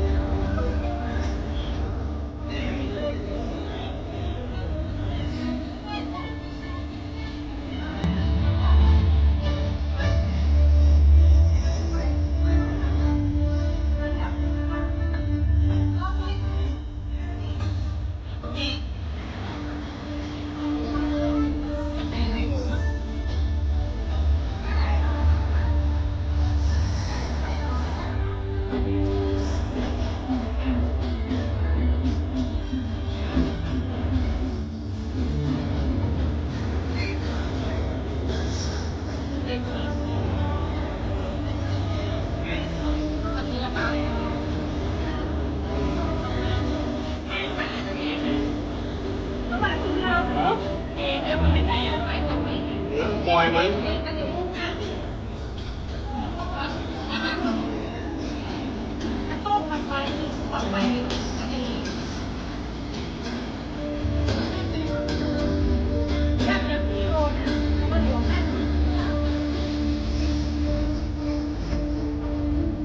เ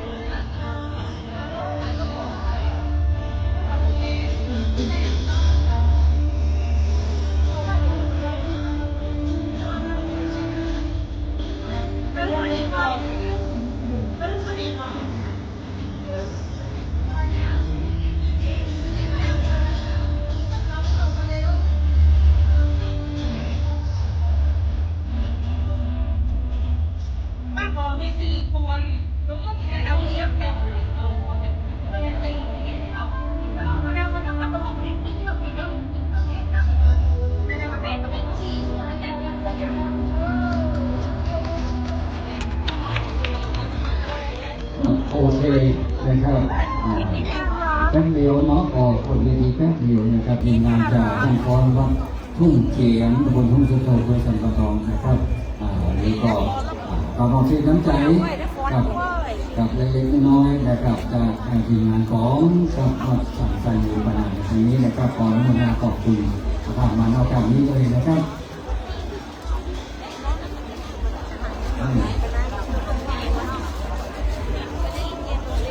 ต่อไปขอเชิญฟ้อนเลยนะครับเทพประสิทธิ์ครับเป็นผู้นำเทพประสิทธิ์จากผู้บนนะครับอยู่บนเวทีเนาะแล้วก็อีกชุดหนึ่งตามมานะครับที่อิทธิพลของเทพประสิทธิ์ดีมาก็คือว่าโบสถ์แสงทองวัดสาสกุลวัดเดชอำรองวัดอานันทวาสวัดวังสิงห์คำนะครับอันนี้เพิ่งมีประสบการณ์และจ้างฟ้อนที่เป็นฟ้อนกันเป็นกลุ่มนะครับเป็นชุดเดียวกันนะครับก็จะหมายความว่าเอาแถวเนาะแถวใครก็แถวใครก็ท่านผู้ชมช่วยขยับเก้าอี้ถอยหลังหน่อยเนาะเพราะว่าเขาจะใช้ทีมยาวนะครับยาวเหยียดมาอีเลยเนาะทีเพราะว่ากระชับเวลาอาจารย์ฟ้อนเล่นเหมือนกันนะครับขยับเลยต่อช่วยกันนะครับขออันขยับเก้าอี้ไปด้านหลังหน่อยนึงเนาะที่มันดึงมาลองข้างๆให้ขยับเข้าออกมาข้างๆให้นะ1 2 3อะไรก่อนแต่ละทีมมันว่าแต่ละทีมมีกันกี่คนกลับบ้านได้ประเทศประสิทธิ์อยู่ข้างบนขึ้นบนเวทีแล้วก็บนเวทีสามารถได้2 ชุดไหมได้ก่อนถ้าอยากได้อยู่เนาะมีเทพประสิทธิ์นะครับอันนี้ก็ขอบจัด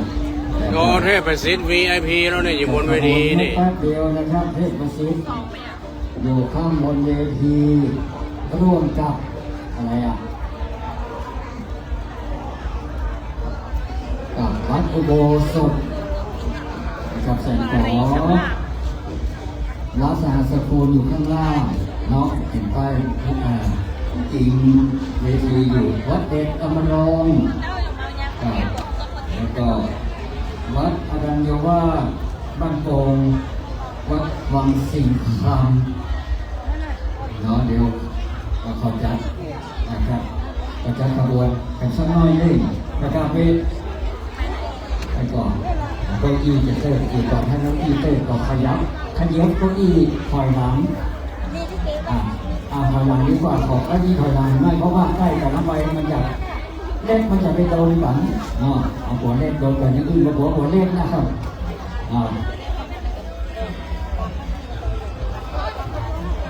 นี่นะเดี๋ยวขอจัดขบวนแป๊บนึงลองวาไม่ก่อนวามาโดนกันถ้ามาโดนกันก็โอเคละนะครับเนาะข้างบนให้ดูสิร้อนนะโอเควัดหัวสดโอเควัดสกุลโอเคนะครับต่อไปวัดความสิงคำพร้อมเนาะเอานะครับ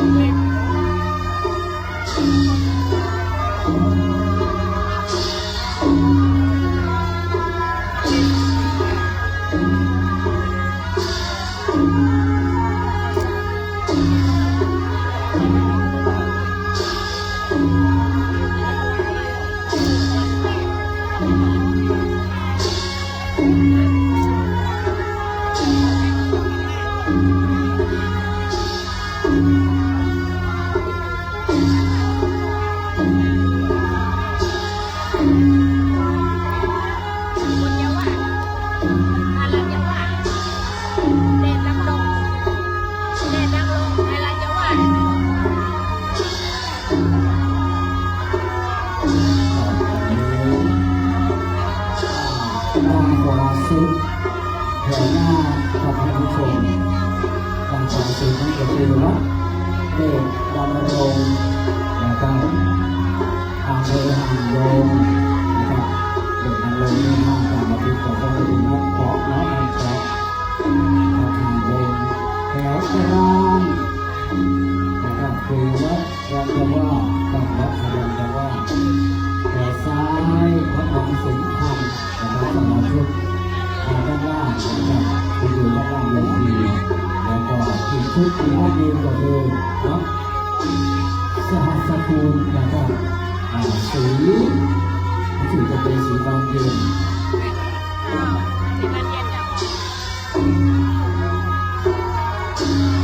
กับส่วนข้างบนเวทีด้านขวาก็ทีมงานจากบ้านเทพเมืองสิบกับสลีต้นหิ้วและวัดอุโบสถแสงทองนะครับจากบริษพระโบสถ์มนมาจากสายเหนือมีอำเภอหางดงและอำเภอเมืองนะครับวันนี้มาแต่ที่ไม่ได้เจอกัน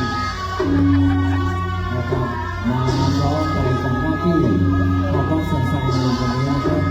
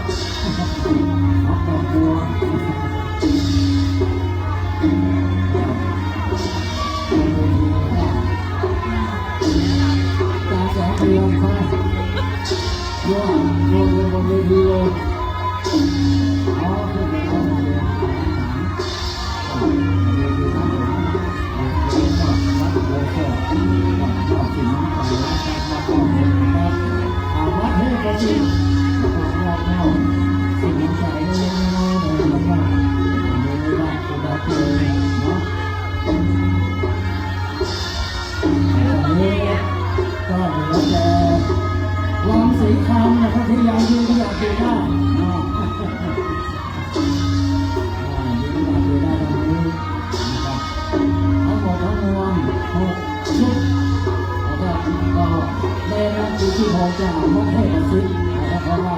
วัดเทพศิษย์อยู่ระดับที่30แล้วนะครับที่ขึ้นแล้วก็ยิ่งเอาหาตลาดนั่นนั่นเป็นพระอุโบสถเนาะวัดสระประตูเนี่ยเป็นคำร้องว่าอะไรว่าวัดเรามีความชื่นชมใจอะไรเรียกว่าช่างกระชากเวลาลงไปเนาะนะครับที่จะได้ความดีมากเราว่าเด็กบางโรงนะครับสุดท้ายเกินเดี๋ยวก่อนจะมาต่อและอีกแปลสาวงามข้างฟ้อนนะครับเป็นฟ้อนรุ่นเมืองเอานะครับของฟ้อนเนี่ยนะครับเป็นประเด็นที่ชอบมานะครับสำหรับวันนี้นะครับเป็นเนื้อดอกบัว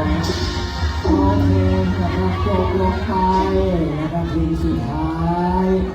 นะครับวัดความสิงคำนะครับในช่วงนี้นะครับหายใจโล่งนะครับต่อไปเราก็จะได้เข้าสู่นะครับชุดต่อไป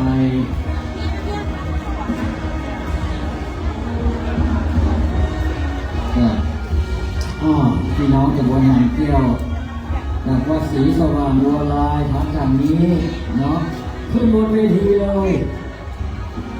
ศรีสว่างบัวลาย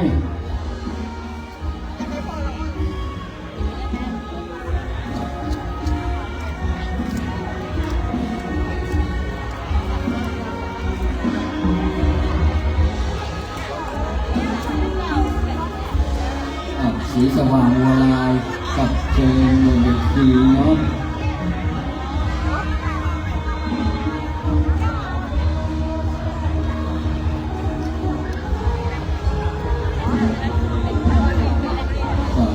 นี่ก็มาจากบัวลายหันแก้วนะครับวัดกุบาตนนะครับกุบาเจ้าหมุนต่อเขานะครับแต่ว่าวันนี้ก็ยกชัดสลานิประสงค์นะครับที่หน้าวัดไปนะครับวันนี้ได้มีโอกาสกลับมาร่วมสิ่งร่วมงานบริหารนะครับของวัดสังสรรค์สนานะครับแล้วก็วัดศรีสว่างนี้เมื่อใดของน้องเนี่ยจะได้เป็นประโยชน์สลานะครับในที่เราพบกันเร็วๆนี้นะครับ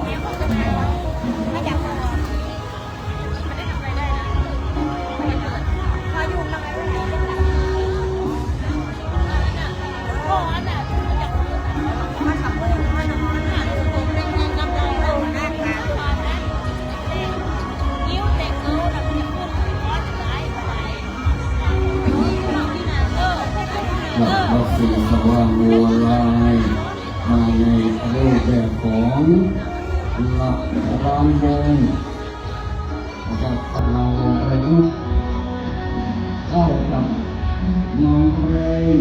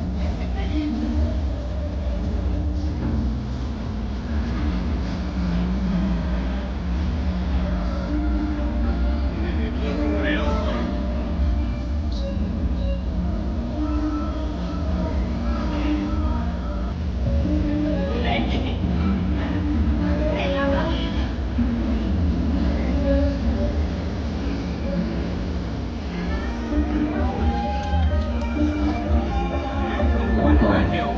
ตรงมาเลยนะครับตัดจะ อยู่กันอยู่เลย ไม่ว่าจะใส่ให้เลยวันนั้น ใช่แล้ววันนี้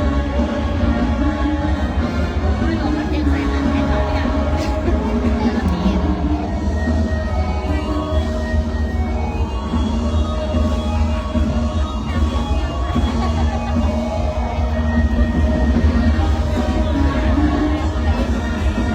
สอบกับขอไปก็โฆษกมาจ้าไปครับแต่เพื่อโฆษกมานะครับสีน้ำใจมอบกันแล้วนะครับขอน้องขอบคุณมากนะครับสำหรับกับทีมงานของวัดศรีสว่างบัวลายนะครับตำบลหางแก้วอำเภอหางดงนะครับชุดต่อไปนะครับก็เป็นทีมงานของทีมงานของสีเลี้ยงเลี้ยงใหม่นะครับขึ้นมาวันนี้นะครับทีมงานของสีเลี้ยงเลี้ยงใหม่ครับเป็นของนักเรียนระบุว่าของอะไรเนาะจะลงทะเบียนว่าสีเลี้ยงเชียงใหม่นะครับอันนี้มาจากในเมืองนะครับเป็นละออนนะครับเป็นทีมงานของสีเลี้ยงเชียงใหม่เนาะก็มาร่วมงานในวันนี้กับสิ่งทีมงานนี้บอกว่าได้ไปนะครับบอกว่าได้ออกงานเนื่องจากว่าเขาได้เงินเสีย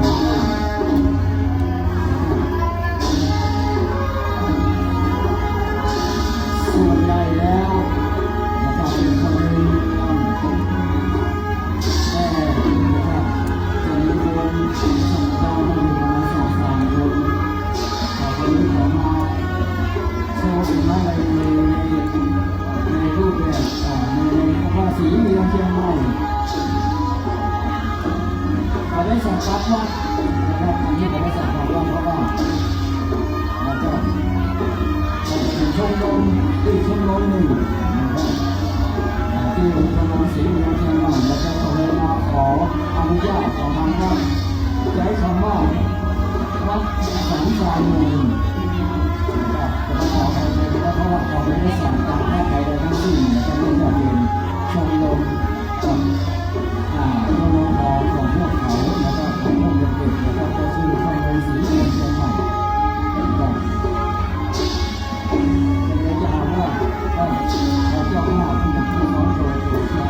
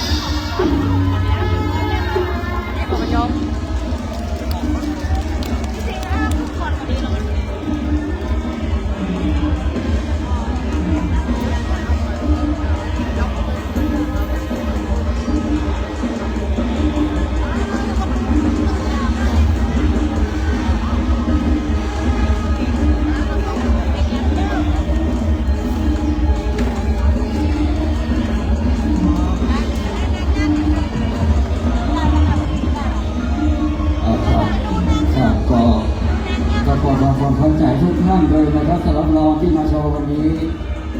ก็มาจากนะครับโดยเฉพาะอย่างยิ่งนะส่วนใหญ่แล้วเป็นนักเรียนนะครับเยาวชนของเรียนสันปกรองวิทยาคมนะครับเราจะจัดชมรมว่าก็ชมรมสีเมืองเชียงใหม่นะครับก็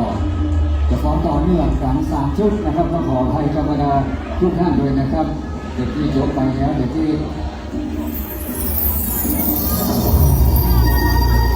ชุดนี้ชื่อว่าฟ้อนบูผาบรรดาให้การ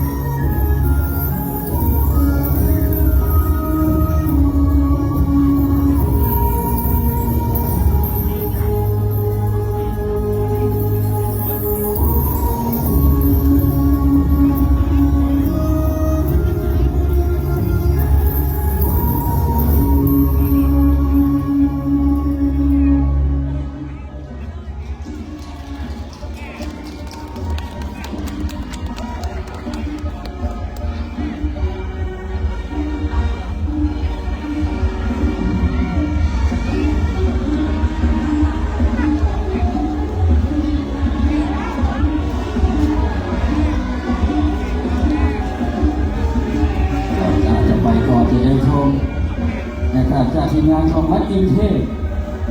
นะครับตำบลหางแก้วนะครับก็พร้อมเราขึ้นสู่เวทีนะครับอันนี้ก็รองมวยเนาะนะครับวัดอินเทพตำบลหางแก้วแล้วก็จะปีท้ายด้วยฟ้อนอะไรนั่นเนี่ยฟ้อนต่อโต๊ะเนาะ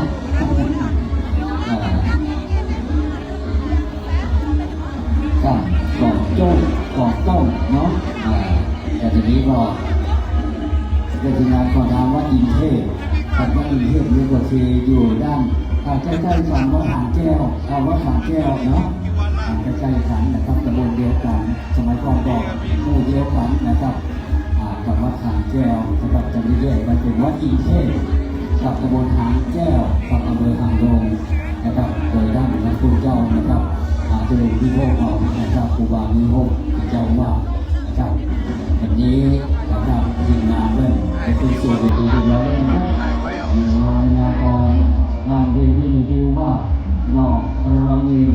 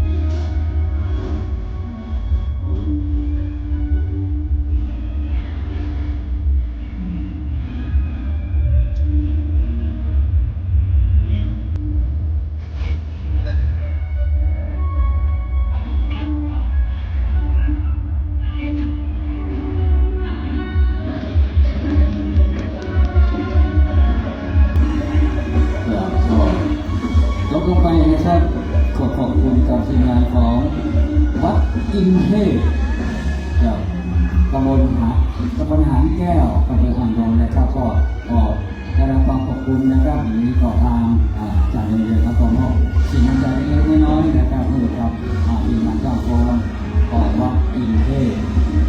กับตำบลหางแก้วอำเภอหางดงนะครับเราก็ได้ประกาศนวัดอินเทพกับใจกับวัดหางแก้วเป็นอยู่ในหมู่บ้านหางแก้วนะครับบ้านหางแก้วอำเภอหางดงก็หางแก้วโบราณนี่นะครับต่อไปนะครับก็จะเป็นทีมงานของน้องหนูเมื่อกี้นะต่อจากเมื่อกี้เนาะจากทีมงานของสีเรียงเชียงใหม่นะครับ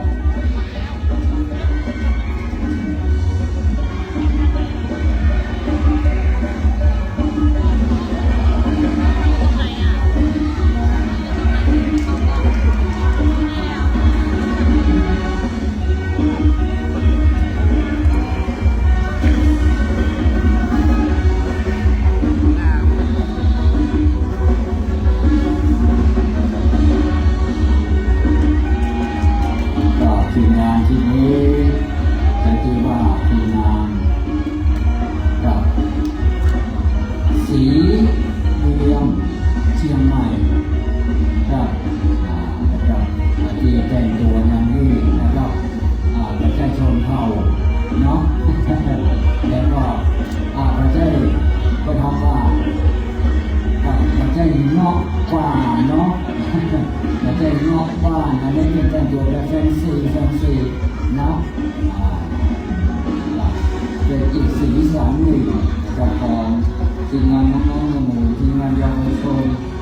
กับเชิญใจประจำโรงเรียนสันประการกับวิทยาคมนะครับวันนี้ก็เอานะครับ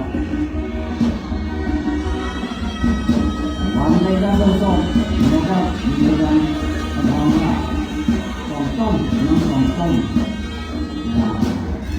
ก็ความเสี่ยงเราต้มก็ต่อไปที่อยู่บ้านแม่บ้านเฮานี่แหละนะครับทางภาคใต้เป็นของเรามีทั้งปีกก็มีหัวเนาะถ้าดูมาดูมี2 ตัวแล้วก็มี2ครับมันมีการสดมีการ2 ชุดนะครับมีการนะครับแล้วก็จากนั้นก็เป็นนางรำนะครับนางรำประกอบไปด้วย6นะครับ6 สาวนางรำเนาะนี่ก็ได้รำจากศิลปะที่ช่องนี้ที่ทะเลนี้นะครับอาจจะพูดได้ว่าเป็นศิลปะที่ค้นขึ้นมาเองอะไรประมาณนี้นะครับถ้าบางอย่างที่ถูกก็ต้องขออภัยด้วยเนาะนะครับฟังเสียงน้องฟังเสียงทีมงานกองเชียร์แล้วนะครับรู้สึกมันเร้าใจเป็นอย่างยิ่งนะครับเร้าใจเป็นอย่างยิ่งเอาเลยนะแล้วก็จะเอานะครับก็คือจังหวะที่เข้าร้องนะครับเอาเลยครับเชิญจะหาเจ้าร้อนครับข้างในอยากจะร่วมสนุกกับสุสานนะครับเปิดนะครับฟรีสไตล์นะครับในตอนที่เมื่อเราทุกท่านก็ได้ร่วมสนุกกันในชุดสุดท้ายนะครับของคืนวันนี้นะครับ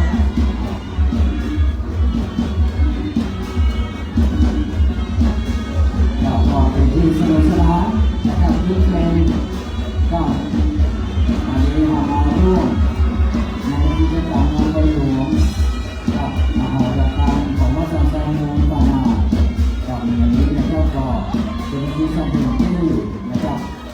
ได้รู้และได้ชมกันทุกคนนะครับที่มาร่วมกันนะ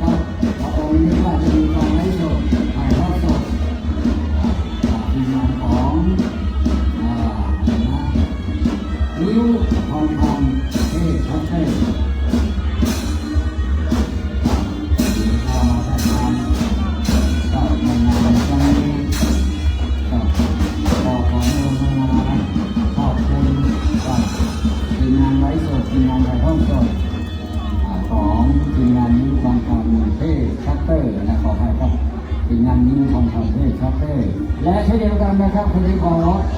อนุโมทนาขอบคุณทุกภาคส่วนที่มีส่วนร่วมในการจัดงานฉลองงานปล่อยหลวงกับหอระฆังกับวัดสันใจมูลป่านาดในวันนี้นะครับพรุ่งนี้อีกวันหนึ่งวันสุดท้ายแล้วก็อีกวันหนึ่งครับเป็นวันน้ำผามนะครับพรุ่งนี้ก็จะมีการละเล่นอยู่แล้วก็สารพัดภาคกลางคืนก็มีการละเล่นที่บรรดาพี่น้องทุกท่านได้ชมกันอยู่นะครับแรกวันนี้ทีมงานประชาสัมพันธ์ของวัดสันทรายป่านาดวันนี้การนำมาของซุปปี้แมนนะครับจากอำเภอแม่ริมนะครับวัดต้นขามนะครับจากวัดต้นขามอำเภอแม่ริมนะครับทีมงานของซุปปี้แมนเราได้นำเครื่องเสียงเครื่องไฟนะครับมาร่วมมาในวันนี้ในครั้งนี้นะครับขอบคุณมาในโอกาสนี้นะครับและขอบคุณทีมงานของราชกีฬาและประธานอำเภอสันป่าตอง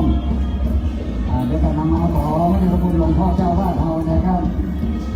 และขอบคุณทีมงานแห่เพชรรุ่งนาคราชและขอบคุณทีมงานลิเกอุดมนาคศิลป์แล้วก็อีกหลายทีมงานที่มีส่วนร่วมและทุกภาคส่วนไม่ว่าจะเป็นส่วนราชการรัฐวิสาหกิจพ่อค้าแม่ค้าประชาชนอันเป็นลูกศิษย์ลูกหาของพระเดชพระคุณหลวงพ่อนะครับท่านกับเจ้าวาดของเรานะครับก็คือจุลุงเพนนะครับหรือนะครับในนามของนะครับท่านพระครูศรีระคุณยเขตนะครับและท่านรองเจ้าอาวาสนะครับทุกพี่เจ้าเฮาก็ขอได้รับความขอบคุณครับแบบนี้และทีมงานของทุกพี่แมนก็ขอขอบคุณทุกท่านในการที่ขอยุติการใช้เครื่องเสียงลงที่นี่ก็ขอความสุขสวัสดีตรงนี้แด่ทุกท่านนะครับและทีมงานของกับประชาสัมพันธ์ของวัดนะครับ